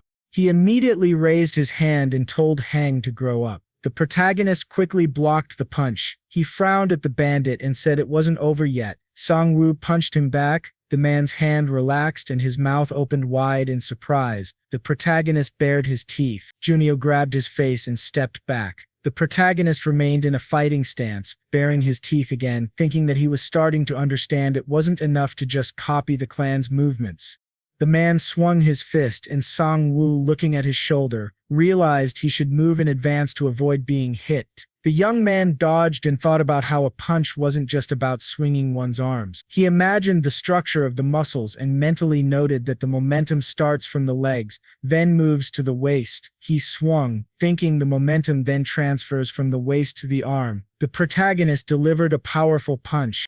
Another bandit attacked him from the side, and he realized he couldn't avoid it. The bandit would hit him. The protagonist took the blow and counterattacked. The bandit fell to the ground, and Sangwoo remained in his stance, breathing heavily. Junak smiled and asked if he really knew how to fight. His eyes glowed red, and he said he was hesitant to hit someone who couldn't even swing his fist properly. Sangwoo stood ready and thought that he still felt the pain from the last fight. He blocked the attack, thinking that he had withstood it before. But if Junak was this strong, did he really have a skill related to enhancing muscle strength? The protagonist clenched his fists and mentally exclaimed that he couldn't just let him hit him like that. Junak ran at him, smiling. The protagonist hit him back. Then again, the thug closed his eyes and called the protagonist a name, then immediately reached out toward him. The young man punched the thug in the face, thinking he needed to hit him hard and knock him out. Junjio swung his hand, but Sangwoo ducked and dodged. He then delivered a powerful uppercut. Another thug lying on the ground watched them. Sangwoo's eyes widened in surprise. Jun grinned widely. His face seemed to glow and the veins on his arms lit up. The thug swung his arm and said that Sangwoo was already a corpse. Venos Shah stood his ground and thought he needed to dodge such a swing. However, suddenly his leg was grabbed. The protagonist lowered his head and saw the thug holding his leg. He smiled and raised his head, realizing he'd been caught. Junak hit him, and he fell. He opened his mouth wide and exhaled all the air from his lungs. Haeyang began to cry and scream. The protagonist hit his back against a pole. He knelt down, clutching his chest, thinking about how hard it was. He lowered his head, struggling to breathe, as Jun continued to mock him. The boy clutched his chest, breathing heavily. He looked at Jun with a frown. Jun took a wide swing, about to hit. The protagonist thought, "This is the end." Everything around him became foggy. Juni opened his mouth and groaned in pain. The protagonist looked up in shock. Hong had attacked him with her ability. Two bandits were lying on the ground, cursing. They charged at her, but the protagonist shouted that she should have run. Sangwoo's clones immediately dealt with the remaining two bandits. Hyang's mouth opened in surprise as she looked at the second clone. Junak turned around, wondering what was going on. The protagonist raised his hand, wiped the blood from his lip, and said that he could finally breathe. Sangwoo clenched his fist as Junsak started yelling at him. The boy smiled and looked at him, then jumped off the wall and landed in the air. He looked down and thanked him for the practical test. Then Sangwoo kicked him, and Jun fell. After a while, the boy was sitting up, trying to catch his breath. Jung Myuk was unconscious. The other bandit was also lying on the ground. The system notified the protagonist that he had gained muscle strength and endurance, and that his cloning skill had been raised to level 3. The protagonist smiled while looking at the system window. He then raised his head. The clones were running toward him as he lay down and closed his eyes. Night had fallen. The girl wrapped bandages around her arms. The protagonist asked her why she didn't run away when she had the chance. She turned around and said that she didn't think that was what he wanted to say. Hang's eyes widened and she said that she was really surprised and still couldn't believe that the famous rookie hunter was actually a clone of Sangwoo. She remembered how the first clone had stood in front of the protagonist. The boy put his hand to his chin and asked her not to tell anyone about this. Had blushed, looked at him, and said that she understood and she kept her mouth shut. They then walked to her house. She turned around and winked at him, saying that only her left hand was hurt and therefore it was okay since she would still be able to hold a pen. She looked away and said that, since his student was hurt, why didn't he receive the amount of homework? But Sangwoo replied that she had finished everything in the study room. The girl looked down and said that he only had a good memory for this kind of thing. Sangwoo grabbed his neck and thanked her. He smiled, looked at her, and said that he thought he was able to win because she delayed the enemy. The girl blushed and closed her eyes, then exclaimed that she had played an important role today. He frowned and said that a thank you alone would not fill her stomach, so he could thank her when they ate meat. She raised her finger and asked him to promise her that. After a while, the girl raised her hand and said that she was going home. The protagonist smiled and promised that he would do everything to feed her meat until she was full. Then they turned around and walked home. The protagonist turned around and looked at the clones. He asked them why they were following him, since they had to work hard, but they replied that it was late, so all the training centers were closed. The protagonist picked up he gave them the stick and said that they could train in the park. The action takes place at night. A month later, Junmo called the protagonist and asked him how the plan was going. The protagonist sat near the clones and said that now even he could shoot at plates, and his cloning skill level had also increased. He now had a third clone. Junmo raised his head and congratulated him, noting that he would be able to learn even faster now. The protagonist smiled and said that Junmo would be surprised when he saw his stats. The man's mouth opened wide in surprise when Sangwoo asked if it would be possible to request 3 F-class hunting territories for tomorrow. Sangwoo closed his eyes and asked if it would be difficult, and Junmo replied that he would get them no matter what. Junmo wrote something in his journal and asked about the time. The protagonist said that he would send the clones to train in the morning and then to the hunting territory in the afternoon. The protagonist hung up and looked at the clones. He pointed at each one with his finger and gave each one a different task. The clones started running out of the room, and the protagonist yelled at them to come home before noon. They picked up their weapons, but Sangwoo ordered them to leave them at home. Sometime later, the young man was watching a video on how to hunt monsters. He sat in front of the screen and thought about what he saw from the clones' training, that they were good at learning and able to copy and reproduce almost any movement, provided it was physically possible. His eyes widened, and he wondered what would happen if he studied all the monsters and how to hunt them properly. He watched the video while sitting at the table. Sometime later, it was morning. 3 men were walking around the room. The protagonist looked at them with displeasure and asked if it was already noon. He then pointed and ordered them to take a shower and go eat. The clones started changing clothes, and the protagonist thought about how he had reviewed the guides for most of the FF-class monsters, and now he needed to check if they could follow these instructions. The protagonist imagined the progress chart of the hunt in his head and mentally said that he would monitor and gain hunting experience with the familiar skill. During the break, he would study Mana Plus. Since the familiar skill consumes a lot of mana, he would not be able to maintain it for long. He took out his phone and said that Mr. Agent Junmo would be coming soon. The 3 clones were sitting at the table, eating, and the protagonist ordered them to get ready as soon as they finished eating. The 4 of them left the house to meet the agent. Junmo looked at them in shock and said that they had become quite scary, and Sangwoo said that even he felt uncomfortable around them. Junmo crossed his arms and said that the territories were ready. He had reserved 3 places not far from each other. The clones got into the car, and then Junmo asked if Sangwoo was coming. He smiled and said that he would participate using his familiar skill, and he needed to train his mana breathing technique. So he wanted Junmo to just bring the clones to the hunting grounds and report back. They arrived. Smoke began to come out of the car's exhaust pipe. The protagonist put his hands on his hips and said that it was his turn. He opened his mouth and began to inhale slowly. A faint blue aura was emanating from him. He thought about relaxing his body and concentrating on his feelings, as well as ignoring sounds and focusing on himself. He closed his eyes and thought about how he felt when using a skill. The protagonist imagined a raging aura and mentally said that when using the familiar or cloning skills, he felt as if energy was coming out of his body. He closed his eyes and mentally said that the energy he felt that time was circulating in his body. A faint aura was emanating from him. He felt as if there was a core in the center of his chest. This core seemed to have grown. His eyes widened in shock because the system notified him that he had received a meditation skill that increased some of his stats. The scene shifts and we see corpses lying on the ground and monsters running around. A man crawled to the side and wondered what these monsters were doing here. The man cried and said that this was an F-class dungeon and they had just come to hunt alien fish. That kind of monster shouldn't be here. Suddenly, a monster with a terrifying mouth bit into an alien fish. This monster bared its sharp fangs and was holding some kind of sword in its hands.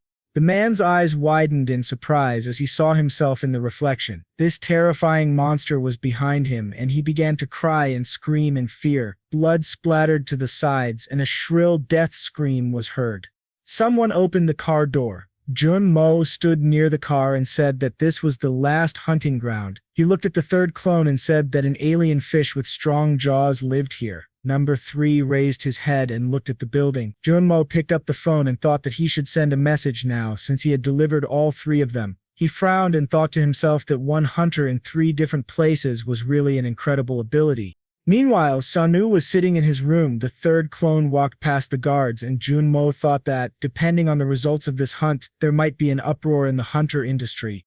Meanwhile, Sanu was emitting an aura and shouting that he was a genius for getting the mana breathing skill so quickly. He then sat down in dissatisfaction, as the instructor on the phone had said that he shouldn't let the meditation and mana breathing skills that had appeared confuse him. He scratched his head and said that it seemed it wasn't that easy to get the skill he needed. He picked up the phone and said that the clones must have reached their places.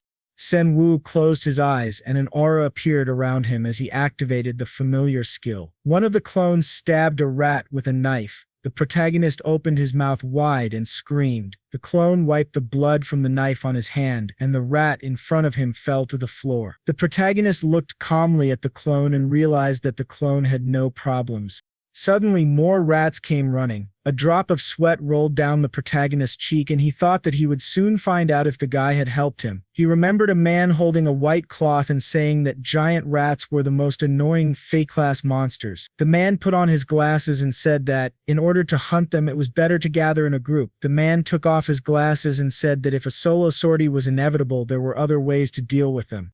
The clone immediately took out a gun, remembering that the man said that, since they ran straight ahead, you could just keep your distance and shoot at them. He really started shooting at the rats. One rat jumped him from above. A bullet wound was visible in the rat's skull. The clone immediately stabbed the monster in the spine with a knife and the rat fell to the floor. The crowd of rats looked at the clone with red eyes. The man put his hand to his glasses and said that, if the hero got good at it, it would be an easy source of experience points. Another man was dragging a rat's body with him and the first man continued, saying that it's not so easy to hit a moving object. The clone raised the gun in front of him. The shell flew into the air. The rat's spine was broken. Another clone was walking among some strange rocks. Suddenly something rose from under the ground. A scorpion appeared in front of the clone. The monster immediately received a blow. The clone stood on the scorpion with a knife in his hands. The clone cut the monster, and the protagonist thought about how he could test their experience with the help of the familiar skill. The third clone was fighting against the alien fish, and the protagonist thought that as his stats increased, the clones would also become stronger. The first clone's eyes were glowing. The second was riding a dead scorpion, and the third was fighting against the fish. The protagonist was thinking that he would squeeze everything he could out of the F-class monster fields today.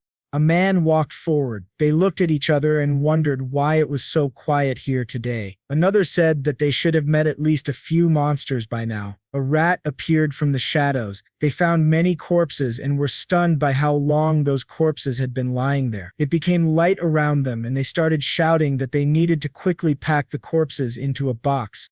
Meanwhile, the sun was shining all around. The third clone was holding a knife in his hands and behind him lay an alien fish. The protagonist looked away with displeasure, thinking that he seemed to have missed something. Suddenly, he opened his mouth wide and screamed. He opened his eyes wide and remembered that they had not collected a single corpse. The clones were standing in place and the protagonist ordered them to go back and collect all the corpses of the monsters they had killed and not resume hunting until they had collected them all in a box. Sangwoo began to cry and looked away, wondering what to do if someone had already collected the corpses. Suddenly he looked again, pointed at the monsters and said that he saw corpses of alien fish there, but the clone said that he did not hunt them. The protagonist grinned angrily and said that every corpse was money and therefore there was no time to act like a saint. He stood in front of the fish corpses. The protagonist grinned and said that if number 3 had not killed them, he had no idea what kind of monster had cut them into pieces like that, the clone muttered as he fiddled with the blade. He looked at his hand and said that it was not an alien fish. Sangwoo's eyes widened in horror. He saw a severed human hand on the ground. He turned around and saw a monster running through the bushes. The clone immediately picked up a weapon and Sangwoo realized that something was definitely there. The blue sky shone above him. Suddenly he looked to the side, hearing some noise. A fish head fell to the ground. A terrifying monster stood behind the clone. He tried to turn around, but the monster immediately cut off the clone's hand. The clone lowered his head and began to think that he was in pain, but then he grinned viciously. Sangwoo took his own hand and began to scream in pain. He opened his eyes and screamed again. The protagonist, with his mouth open, looked at his hand. It was shaking violently. He sat down near the refrigerator in the kitchen. A drop of sweat rolled down his cheek, and he thought that the connection had broken unexpectedly due to pain. He picked up the phone and said, "Now is not the time for this." Mo answered the call, and the protagonist immediately asked which hunting ground he had brought number 3 to. Mo looked away and replied that he had brought the third clone to the sewage treatment plant in Eek. The youth put on his boots and asked the agent to bring the other 2 clones there immediately. He frowned and said there was some problem with the hunt. The third clone was standing with his arm cut off, and the sword in the monster's hand glowed red. The clone began to fall and collapsed to the ground in front of the huge monster. The protagonist extended his hand as he got out of the taxi. The youth opened his mouth slightly. Looking into the distance, he saw a huge sewage treatment building in front of him. He frowned, realizing that the connection with number 3 was completely cut off. He opened the system window and saw that he would have to wait more than 6 hours before the skill would recharge. The guard at the entrance asked him to show his identification bracelet. The protagonist entered and saw Jun Mo. He felt relieved. Two clones were standing behind the agent. He stood in front of Jun Mo and told him that number 3 had disappeared. He added that there was another monster on the site besides the alien fish, and it was very strong. The protagonist put his hand on his chin and said that the monster had the head of a fish but a body with arms and legs. Jun Mo's eyes widened. He extended his hand and said they should alert the authorities and temporarily close the site down because that monster was called the Fisherman. He introduced this terrifying monster and explained that it was a dank, even a group of E-class hunters wouldn't be enough to hunt it. Sangwoo put his hand on his chin and asked Junmo to alert the authorities and block the entrance to other hunters, but not just yet. Genmo looked at him in shock, because the protagonist said that he wanted his clones to go through the portal. The protagonist grabbed his own neck and said they couldn't just sit and wait. He looked up and said he wanted Agent Genmo to trust him. The man grinned tensely. And Sainu said he wanted Genmo to trust him just like he trusted his clones. The protagonist stood up, and an aura appeared around him as he activated the skill. The clones found themselves in the hunting area. They were walking through a dense forest. One of them took a gun in his hands, and Sanu said that they should first go to the place where number 3 had disappeared. They walked through the forest, guns in hand. The second clone raised his fist. He saw the sharp mouth of a monster. The monster was eating fish, not far from them. The first clone looked forward, and Sanu mentally said that he didn't think he'd be so lucky, as this gave him the opportunity to attack first. He looked at the monster from behind and said its stats were equal to an E-class monster, but his clones only had 53% of his strength, meaning they were still borderline F-class. He looked at the monster's bloody back and said that right now, it was not in the best shape either. He frowned, thinking that, considering his clone's hunting abilities, the task was doable. The clones crouched and began to aim. Sangwoo ordered them to aim for the head. After a moment, they began shooting. The bullets bounced off the monster's head. The clones opened their mouths in shock. The protagonist also opened his mouth wide, wondering if the bullets didn't work. The monster raised its head and screamed. It immediately jumped into the air. The clones jumped back, dodging the attack. Then, one of them swung his hand and stabbed the monster in the head with a knife, but only a scratch was left on the monster's neck. His eyes widened and he wondered if the sword had really left just a scratch. The monster immediately turned around. Its sword hit a tree and missed the clone. The second clone, standing behind, shot the monster in the back. He thought that the monster's large size made it difficult for it to swing the sword in the middle of the trees. The protagonist said, "He's big." The monster's sword got stuck in a tree. Then the monster cut the tree down with a stronger blow. Samu gave a thumbs up and mentally exclaimed that he should forget what he had just said. The tree fell to the ground. The monster stood over it. With his back to them, the clones ran after the monster. It was holding a sword in its hands and their attacks did not cause significant damage. The clones realized that their efforts weren't working. The monster clenched its fist and prepared to attack. One of the clones was thrown into a tree, and Samu wondered how they could hunt this monster if their attacks were so ineffective. A clone widened his eyes and recalled the bullets from earlier. He remembered that one bullet had bounced off, but the second had done a little damage. He aimed his gun, thinking about what would happen if he shot the same spot again. The bullet hit the monster and it screamed in pain. The protagonist opened his mouth and exclaimed that he had succeeded. He smiled and ordered the clones to feed the monster lead. The monster ran toward them. The clones continued to shoot and dodge as it tried to strike them. The monster covered its face with one hand. Blood was everywhere. It was still holding the sword, which now seemed to be burning. Its eyes turned bright red. It swung the sword and nearly hit one of the protagonist's clones. The clone blocked the attack with his hands, but was sent flying. The blow was too strong. Blood came from the clone's mouth, and Sangwoo thought that the monster had suddenly grown stronger.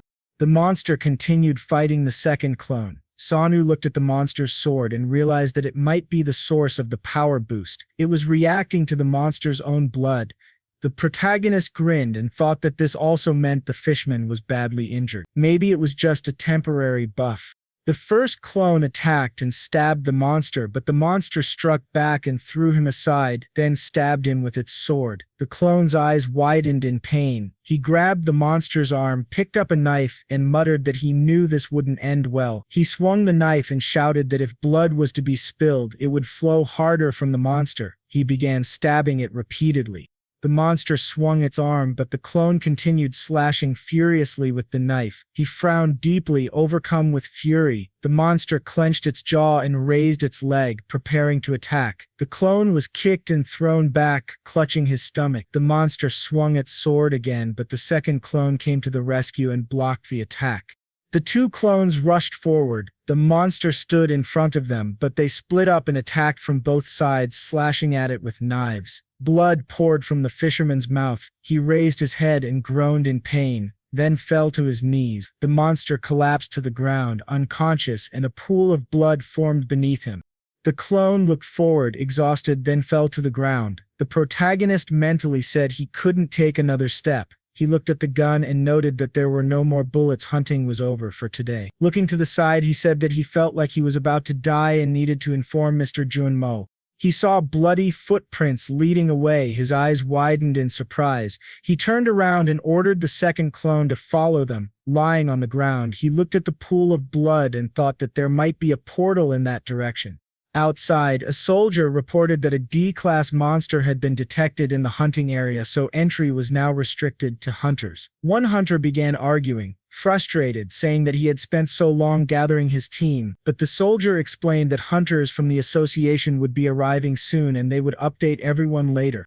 Junmo watched all this from the side and mentally asked the protagonist to hurry. Suddenly, a scream came from nearby. Soldiers standing near the portal were shouting that they needed reinforcements and had to alert their boss. The monster was running toward the portal, its mouth wide open, screaming. Soldiers began shooting at it. The monster's sword had caught fire. It slashed a soldier and continued charging through the portal.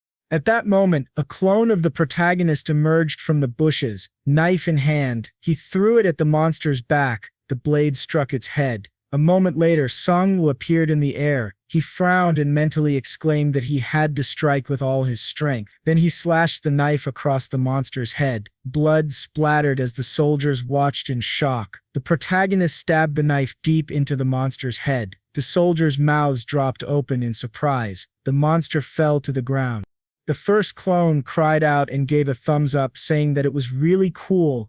Nearby, a man on the phone said that they had arrived. He looked ahead and said he would send a full report to his superiors after investigating. Looking at his comrades in the floor, he saw the monster's corpse. He lowered his head, wondering if it was the fisherman. One soldier looked at him and asked if he was from the association and what had happened here. The man nodded. The military officer explained that the information about a D-class monster appearing had been accurate, but it had already been dealt with by a hunter who entered the territory before the portal closed. This was an F-class hunting territory, so he didn't understand what a D-class hunter team was doing there. But the military man said that the D-class hunter or team was not responsible for the victory. The man frowned and asked what had happened then. The military man pointed at the protagonist and said that they were still investigating, but as far as they knew, that F-class hunter had killed the monster along with his clones. The man frowned, wondering if an F-class hunter with clones could really defeat a D-class monster. He inspected the monster's body and realized that all the wounds were single strikes, probably a strategy to deal damage without a special weapon. The protagonist was chatting pleasantly with Junmo, while the man watched from the side, wondering if it was possible to shoot a moving monster and still hit the same wound accurately. He turned around frowning, then walked past the soldier and said they could finish the investigation. They would check if there were any other D-class monsters behind the portal. The monster's corpse was still lying on the floor. The man walked up to the portal, wondering if he should tell the association that he was the one who dealt with the monster. The protagonist was wiping the blood from his face when he suddenly saw many system windows notifying him that he had improved his skills. The clones were lying on a bench, and the protagonist looked at them, wondering if they had survived thanks to their regeneration. Junmo turned to Sun and asked about the clones. The boy replied that they were injured, but since his skill needed time to summon them again, he thought letting them recover on their own would help increase their regeneration stat. Sangwoo put his hand on his neck and said that he felt a little ashamed to say that after asking for trust, but it had been dangerous. Junmo spread his arms and said that he thought the protagonist could hunt E-class monsters without a problem. The boy raised his finger and shouted something about a short sword. He walked past the crowd and said the monster had a unique short sword that absorbed blood. He reached for the sword lying on the floor and said that complete madness began when the monster's eyes turned red. Sangwoo thought he was going to die. Junmo grabbed the sword and said the boy should ask his clone to pick it up since it might be a cursed item. Sangwoo frowned and asked if that meant he couldn't use it. Junmo smiled happily and said that cursed items were quite rare, so they could be very expensive depending on their effects. He looked away and said that they could let the clone hold it for now. Then he added that it was time to call it a day as he couldn't stay much longer before the reporters arrived. He put his hand in his pocket and asked the agent if the item that fell out of the monster's head was expensive. He held out his hand, revealing an item. Junmo's mouth opened in surprise. He was holding a red gem. Junmo's mouth opened again in shock, recognizing it as a low-level gem but an invaluable one. The protagonist blushed as he looked at it, and Junmo mentally said it was very hard to tell him the truth. He widened his eyes and said that it was actually a cheap item since it couldn't be used on humans and had serious side effects, so it was very cheap. The protagonist immediately threw it to the ground. Junmo held out his hand and said that the other items would be quite expensive, so the protagonist shouldn't be upset. San lowered his head and asked Junmo to take care of the items he had collected. The door to the apartment opened and the three of them walked inside. The protagonist extended his hand and said that he would summon number 3 again first. Everything around him began to glow. His third clone appeared in front of him. Sangwoo gave him his equipment and said that they hadn't seen each other for a long time. The protagonist took off his bloody clothes and crouched down on the floor. There was a sword in the box and the stone lay next to it. The protagonist said that it was time to take care of the items he had received. He picked up the phone and said it was a power-up stone. He had read on some website that the stone couldn't be used on humans, but it could work on a summoned creature, though it would turn it into a monster. Sangwoo put his hand to his chin and mentally said that a permanent strength increase of 5,000 sounded tempting, but he was worried about the side effects. The protagonist imagined a hungry and wounded clone and thought about how, under normal circumstances, the clone's wounds and suffering wouldn't be transmitted to him. Then he widened his eyes and wondered, what if turning into a monster would have an effect on him? He imagined himself as a snake. Junmo suddenly appeared in his mind, screaming and shooting at him to die.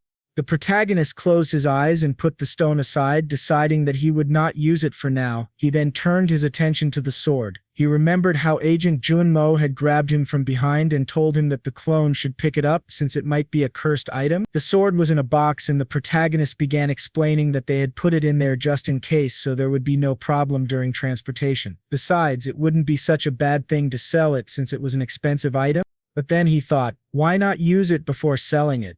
The second clone was ordered to pick up the sword. The clone reached out with his hand, picked up the sword, and raised it above himself. Sangwoo screamed, but nothing happened. The clone simply held the sword in his hand. The protagonist waved his hands and asked if that was all. The clone then reported hearing a voice. Sangwoo activated the familiar skill and an aura appeared around him. He frowned when he heard the sword begging for blood. He grabbed his ears and deactivated the skill, exclaiming that it was too loud. The protagonist looked at his clone and thought about how it didn't seem to affect him, except for the fact that the voice was very noisy. The clone lowered the sword and Sangwoo suggested that he use the sword for a while. Then, a system window appeared, notifying the protagonist that he had improved his regeneration skill.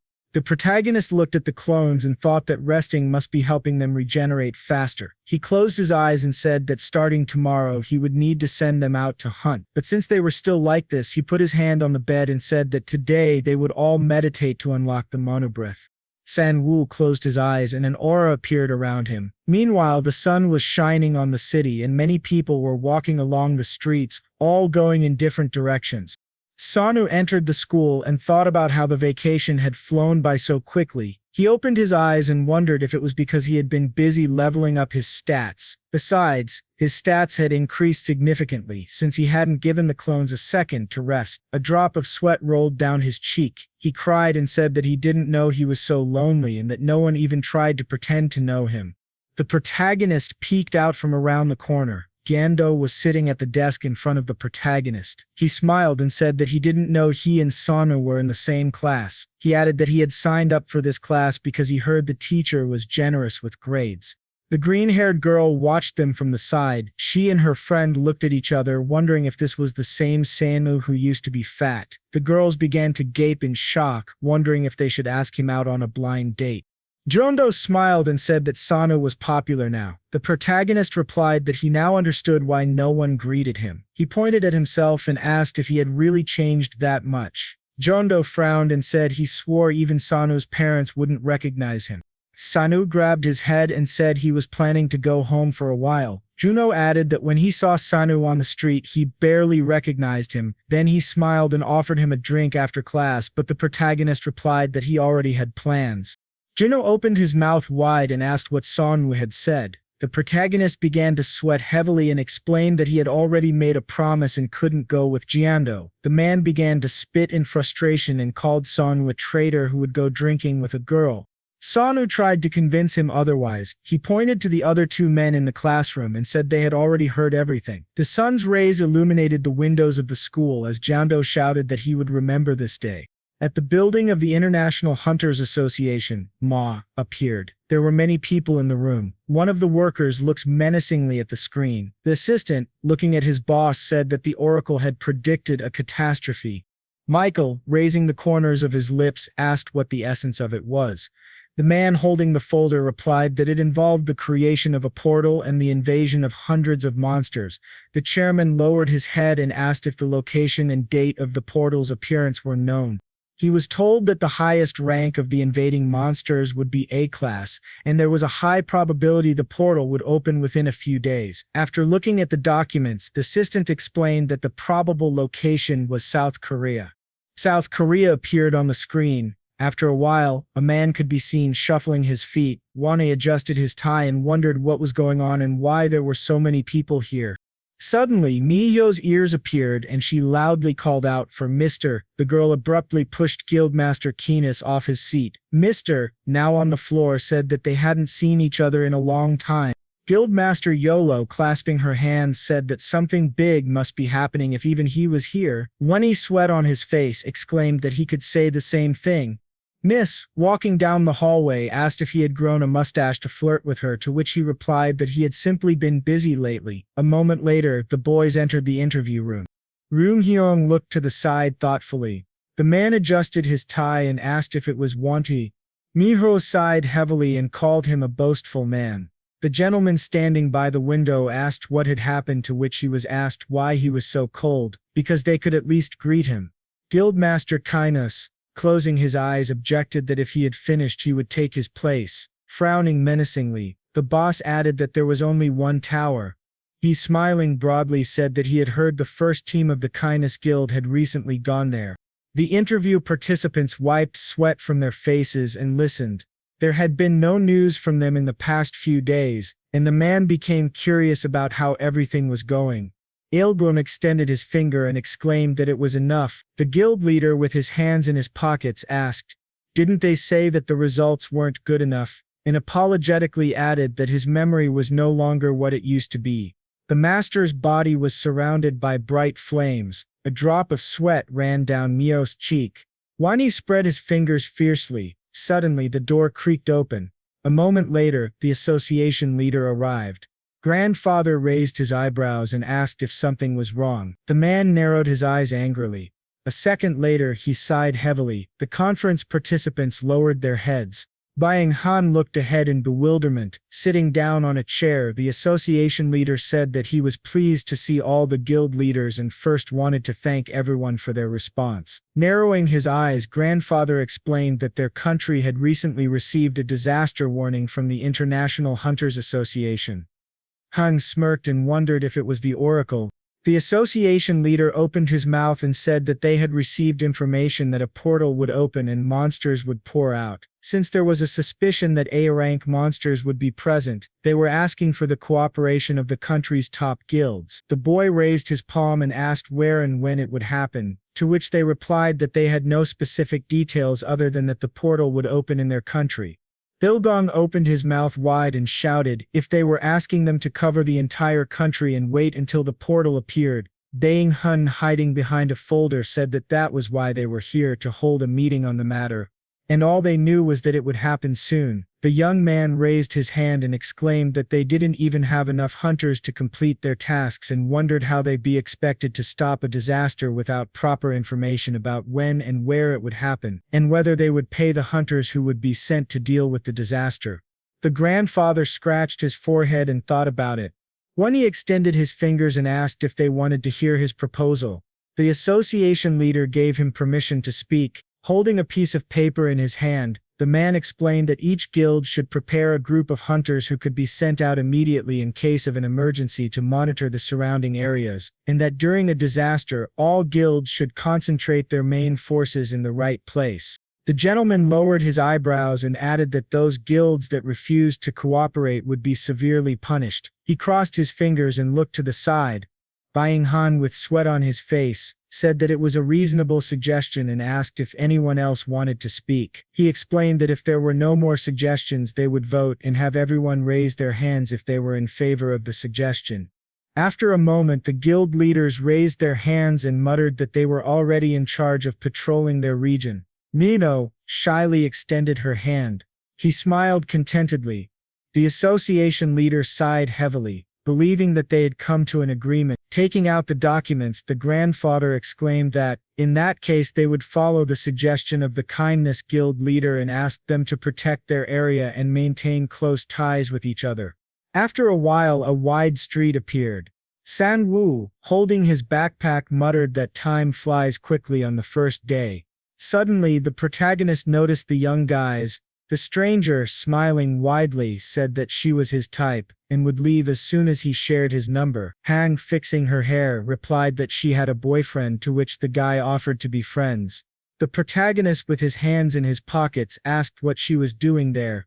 The girl, clenching her fist, called him baby and asked if he had arrived. The hunter, lowering his eyebrows, asked her again.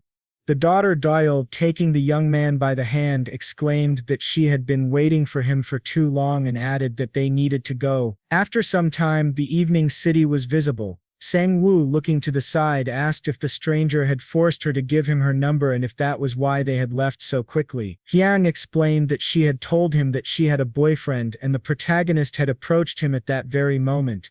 The girl, opening her mouth wide, screamed that in any case she did not have a boyfriend. The protagonist, walking down the street, asked why she asked him to buy her meat today since she had classes. To that, Dokchil's daughter said that their school had an anniversary today, and the guy asked if that was why she wasn't in her school uniform and thought that something had happened.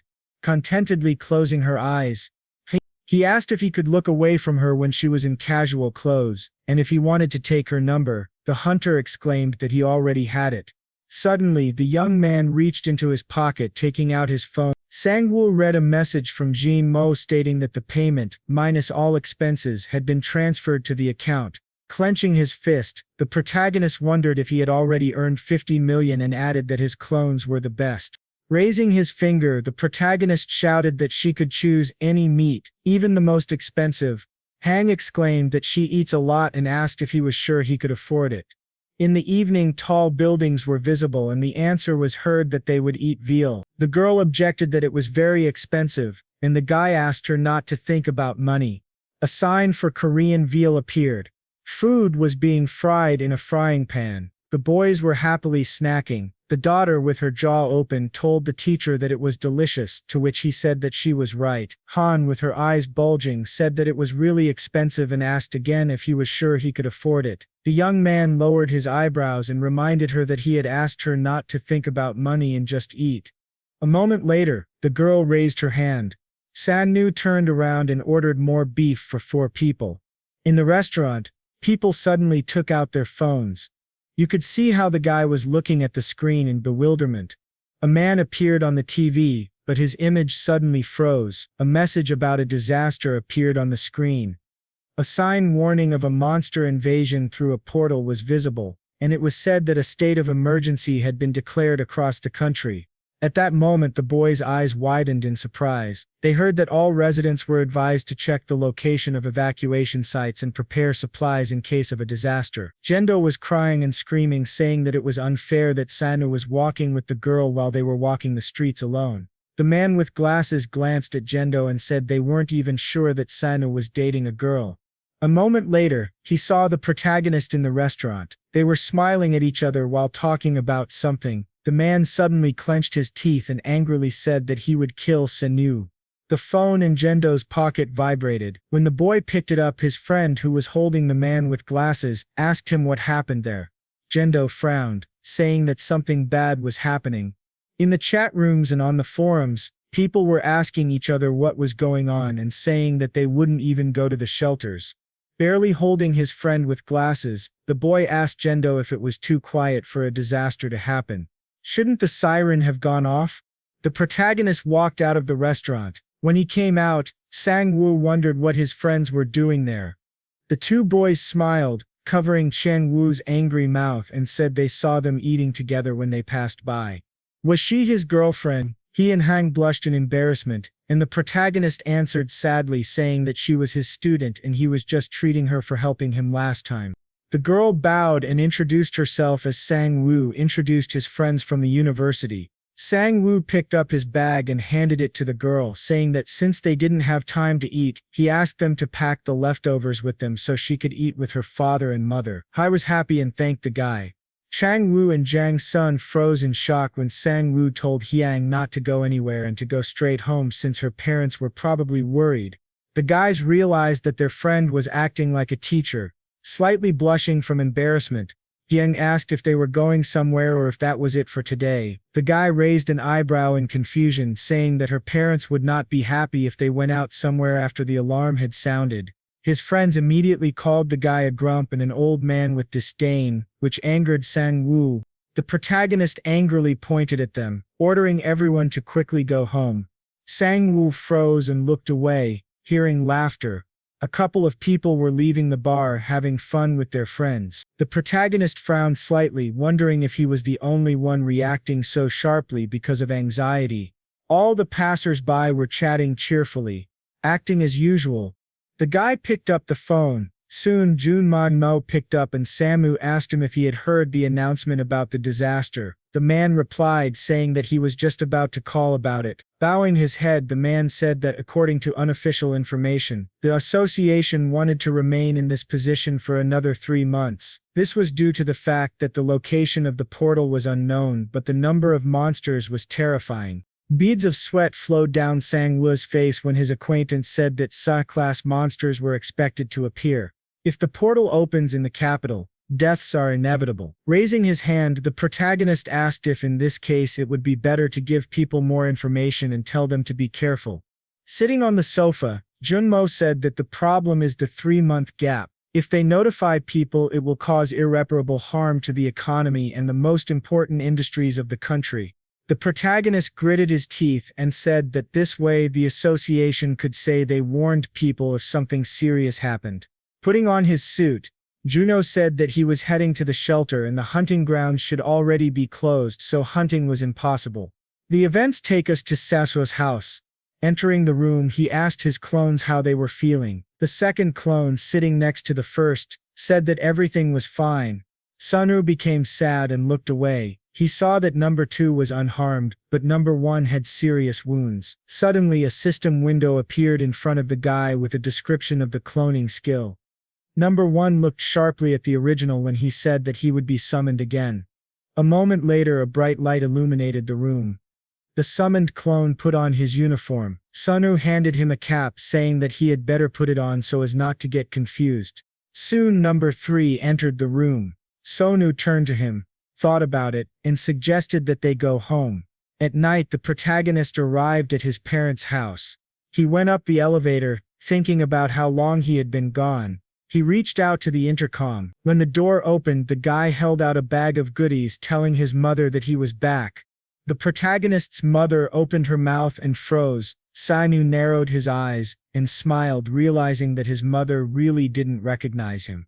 Raising her hand, the woman asked the boy if he was Sado. The protagonist scratched the back of his head and said that it was indeed him. His mother immediately became worried, asking him if he was hungry. The father left the room, asking if it was really Sangwoo. Suddenly, a joyful Jo appeared. She put her hands on her hips, saying that as soon as he returned, he should have looked for his cute little sister. A moment later, her eyes widened in shock. The protagonist smiled nervously. Looking at Jo, the girl froze, not recognizing her brother. The boy shed tears, remembering Jendo and his words. When he took off his shoes, his mother asked if he came with friends and why they were all wearing masks. Sangwoo replied that they were not his friends. Turning to the clones, he told them to take off their masks. The whole family screamed in horror and fear. Opening their mouths, all three clones took off their masks, revealing their faces. A moment later, the protagonist's mother's scream was heard from the house. Sitting at the table, Sangwoo calmed everyone down by saying that he had taken part in the awakening program a month ago, and that his clones were his ability. Holding a cup of tea in her hand, the woman said that she had heard many young people were taking part in it, but she did not expect him to go too. The father, sitting opposite, asked his son if he had become a hunter now. He scratched his head and said that he was not going to hide it.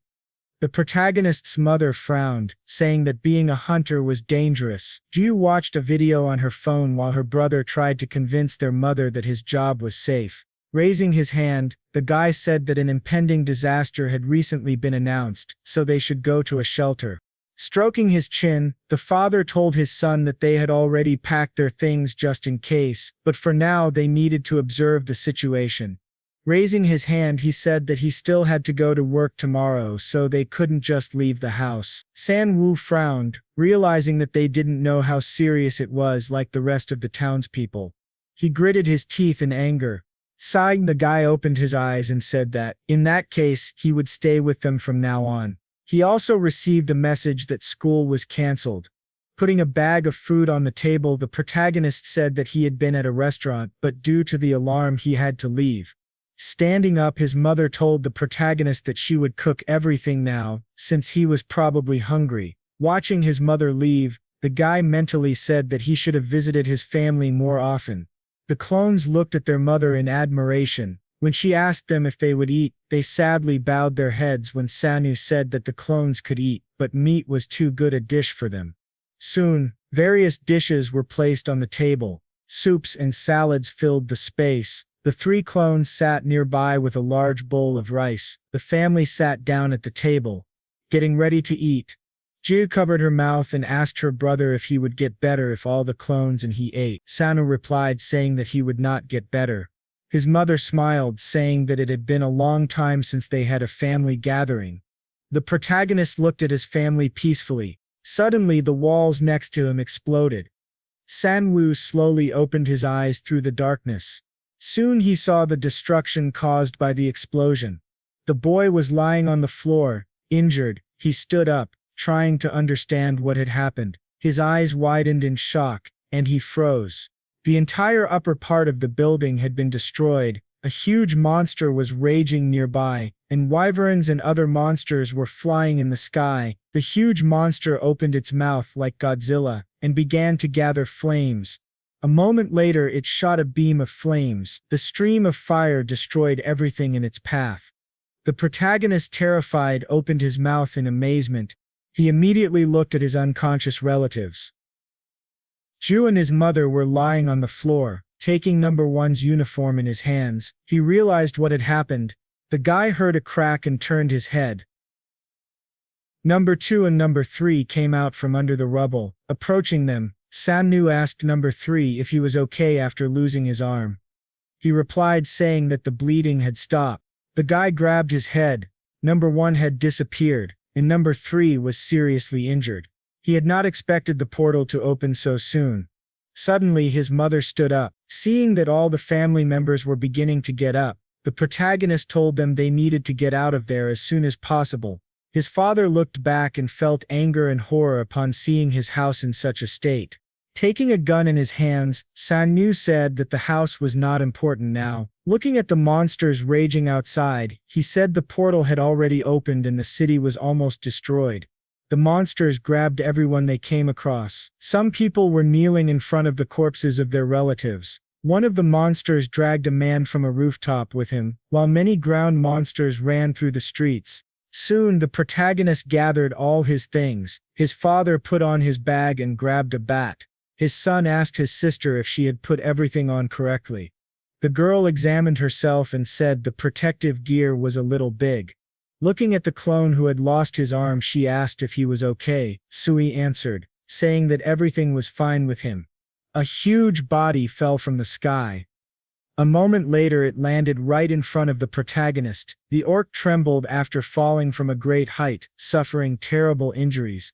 Sangwoo frowned upon seeing the monster fall from the sky. Watching another monster fall, the guy assumed that a portal had opened in the sky and that the monsters fell because they could not fly. The protagonist swung his dagger, killing the orc. The system notified him of a 0.001% increase in mana. Zhu's hands trembled as he tried to open the door. The father and daughter tried to force it open, but they couldn't. The protagonist grabbed his father's bat and told him to step back. Sangwoo took the bat and used his kick skill. His eye glowed brightly. A moment later he struck the door handle. The handle broke and flew off, and the protagonist kicked the door open. The entire family froze in shock upon seeing this. Soon they reached the 12th house. Looking back, Sangwoo said that this simply couldn't be happening. The cars in front of them had been destroyed by the monsters that had fallen on them. Looking at his father, the boy asked how far it was to the nearest shelter. His father replied that they needed to walk about 2 kilometers. Somewhere off to the side, liquid was gathering into something. Bones were reuniting, forming skeletons. Stones and boulders formed the bodies of golems. The protagonist gritted his teeth when he saw this. He realized that these monsters weren't affected by the fall. Zhu screamed and startled her brother, saying that they could use the underground tunnels because there was a temporary shelter there. The whole family immediately turned around and ran in the other direction. Sangwoo froze when he heard a man's plea. Turning around, he saw a man crushed by rubble, trying to get out and asking for help. Suddenly, the monster opened its eyes. It grabbed the edge of the rubble. The man began crying and stared at the monster in horror. The troll, a D-class monster, began to stand up. The protagonist's father frowned. He turned to his son, telling him that he needed to think rationally. They were in no position to help anyone. A drop of sweat ran down his face as he told Sin that it was time to go down. The protagonist closed his eyes, realizing that number 3 couldn't fight properly, and with only number 2 saving the man would be nearly impossible.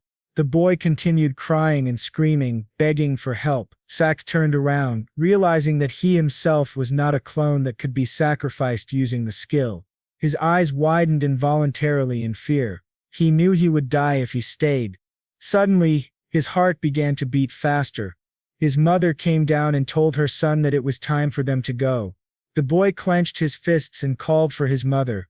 Sak closed his eyes and told his family to close the doors as soon as they got downstairs. Jura and her mother frowned and looked up when they heard his words. Number 3 nodded when Sumbarat told him to protect the family with all his might. Jura objected, saying that he needed to come down. The father frowned at his son, asking if he was leaving. The protagonist smiled nervously and said that he was a hunter after all. A moment later, he and number 2 rushed forward. Number 3 grabbed Ju, not letting her escape. In a situation like this, where monsters fell from the sky and attacked people, only hunters gave hope. The protagonist struck the monster with a blow, throwing it back. The troll stood up and roared. Sangwoo put the bat on his shoulder and told the clone to take the man to safety. Pointing at the monster with his hand, Sangwoo told it to come to him. The man and the monster froze for a moment, staring at each other. The eyes of a certain monster flashed in the darkness. It was watching everything from the roof. From another building, number 2 grabbed the debris. He lifted a huge piece of the wall, freeing himself. The guy thanked the protagonist. The troll grinned widely, looking at its prey. The clone and the original looked at each other, and the clone said that it was clearly a huge creature. Number 2 took out his weapon. Sangwoo took out a crystal, saying they would use everything they had. Looking at the crystal in his hand, he said that now was not the time to be picky. He threw the crystal to the clone, telling him to eat it. Number 2 immediately took a bite. His body trembled, his skin changed color, and his pupil stretched. The protagonist watched the changes in surprise. Soon a heavily altered clone stood in front of him with a sword in his hand. The protagonist looked at the frowning clone and asked if he was still on their side. He answered affirmatively and briefly. The troll pointed at the clone with a puzzled expression, asking if he was on their side. The protagonist looked at his hand as the system reported an increase in strength. The two guys stared at the huge enemy in front of them. The troll raised his club and dragged it along the ground. A moment later he launched pieces of earth at them. One of the stones grazed the protagonist's cheek. He began knocking away the fragments at great speed. The troll extended his hand towards Sam. Number 2 cut the monster's hand with his sword. Blood splashed on Number 2. The protagonist looked at him and commented that the sword in the clone's hand was amazing. The monster roared in pain as blood spurted from the wound. It swung its club and began to attack. Dodging the blows, the protagonist was glad that the monster was slower than the fishman. In a second he was near the monster's head and struck. The troll managed to block the blow with his hand. San opened his eyes wide, amazed that the troll's hand had already restored itself. With one strike, the monster threw the guy back. The protagonist rolled on the ground, beginning to get up. He gritted his teeth, realizing that the troll had strong regeneration. Its skin was not hard and was easily cut by Number 2, who now stood opposite the monster. However, all wounds healed within seconds. It was recovering too quickly. Suno gritted his teeth and frowned. It was almost impossible to damage such an enemy. When Number 2 dodged another blow, the protagonist ordered him to knock the monster down. Number 2 intercepted the weapon with both hands and cut the troll's leg. In a second, the monster fell to one knee from the wound. It opened its mouth and roared when its eye was hit by bullets. The protagonist holding a gun said that despite the regeneration, this would definitely blind the enemy for a while. At that moment, Number 2 cut the troll's other leg at great speed. Blood burst from the wound, and the monster's body began to fall. Its recovering eyes began to tear up. A moment later it stopped crying and opened its eyes wide. The protagonist appeared in front of him, activating the strike skill. The guy smiled, saying this was a great place to finish it. The bat distorted the monster's face. Sonu roared and his eyes sparkled with tension. With one blow he was able to throw the monster's body back. His face twisted from the pain in his hand. He involuntarily looked at it, realizing this was a side effect of the skill. Looking at the troll's body, the protagonist mentally noted that its strength was comparable to the fishman. As he began to get up, he told Number 2 that they had to go. Shaking his clothes, he tried to find his phone. Not finding it, he asked Number 2 to give him his. The clone, who had now changed appearance, held out the phone. Taking the phone, Sonu laughed, telling the clone that if he went to the shelter like that, he'd definitely be thrown out. Suddenly the guy turned his head and froze. In the distance he saw a crowd of people running and asking for help. The guy massaged the bridge of his nose and thought. Events shifted to another part of the city. Planes flew overhead, their shadows covering the roads. Godzilla stepped on a car and scanned the area, looking for prey. It concentrated flames in its mouth again, but turned its head sharply when something hit it. A man with an outstretched hand faced the monster. Members of the 9th Rank Guild, Red Fire, gathered together to confront it. A man with a mustache and beard gritted his teeth in anger.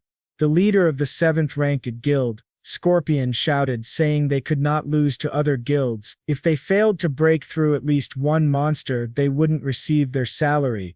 Godzilla opened its mouth and roared as the teams of both guilds attacked it. Massive explosions began to shake the city.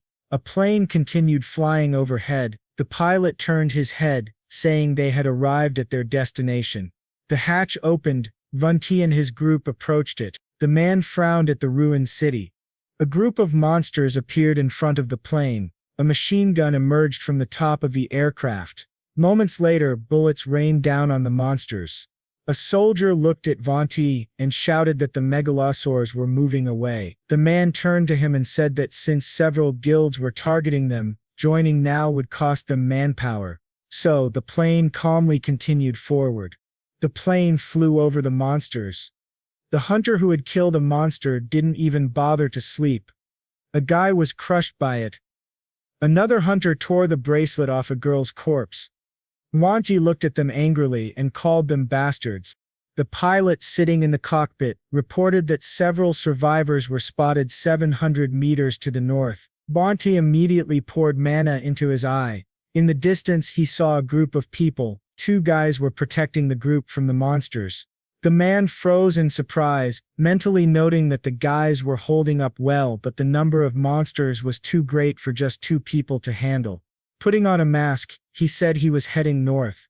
Looking at the group members behind him, he ordered them to unite and begin the rescue. A moment later he jumped out, mechanical wings opened on his back, and thanks to them he was able to fly forward.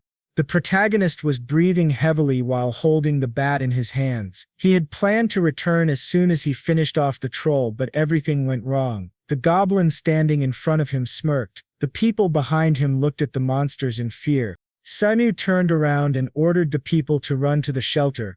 They screamed, saying there were monsters behind them too. Attacking a goblin, the protagonist ordered number 2 to take care of the rear.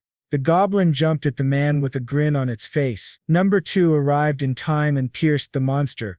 Sangwoo grabbed his gun and shot the goblins in the head. He bowed his head, feeling exhausted. He could no longer use the strike skill due to the energy it consumed. Suddenly the space in front of him lit up brightly. A moment later a huge bird burst out of the rubble. Dodging the attack, the protagonist said that this creature had risen again.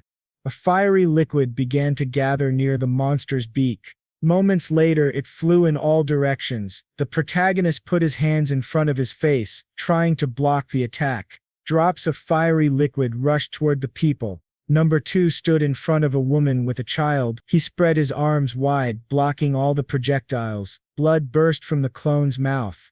Sangwoo lowered the bat to the ground and cursed when he saw the state of the clone. The guy's hand was burned. Suddenly a paw appeared above the bird-like monster. Another monster pressed the bird to the ground with its paw. A tiger emerged from the shadows and opened its mouth. Sangwoo froze upon seeing the tiger. A goblin standing nearby also froze in horror.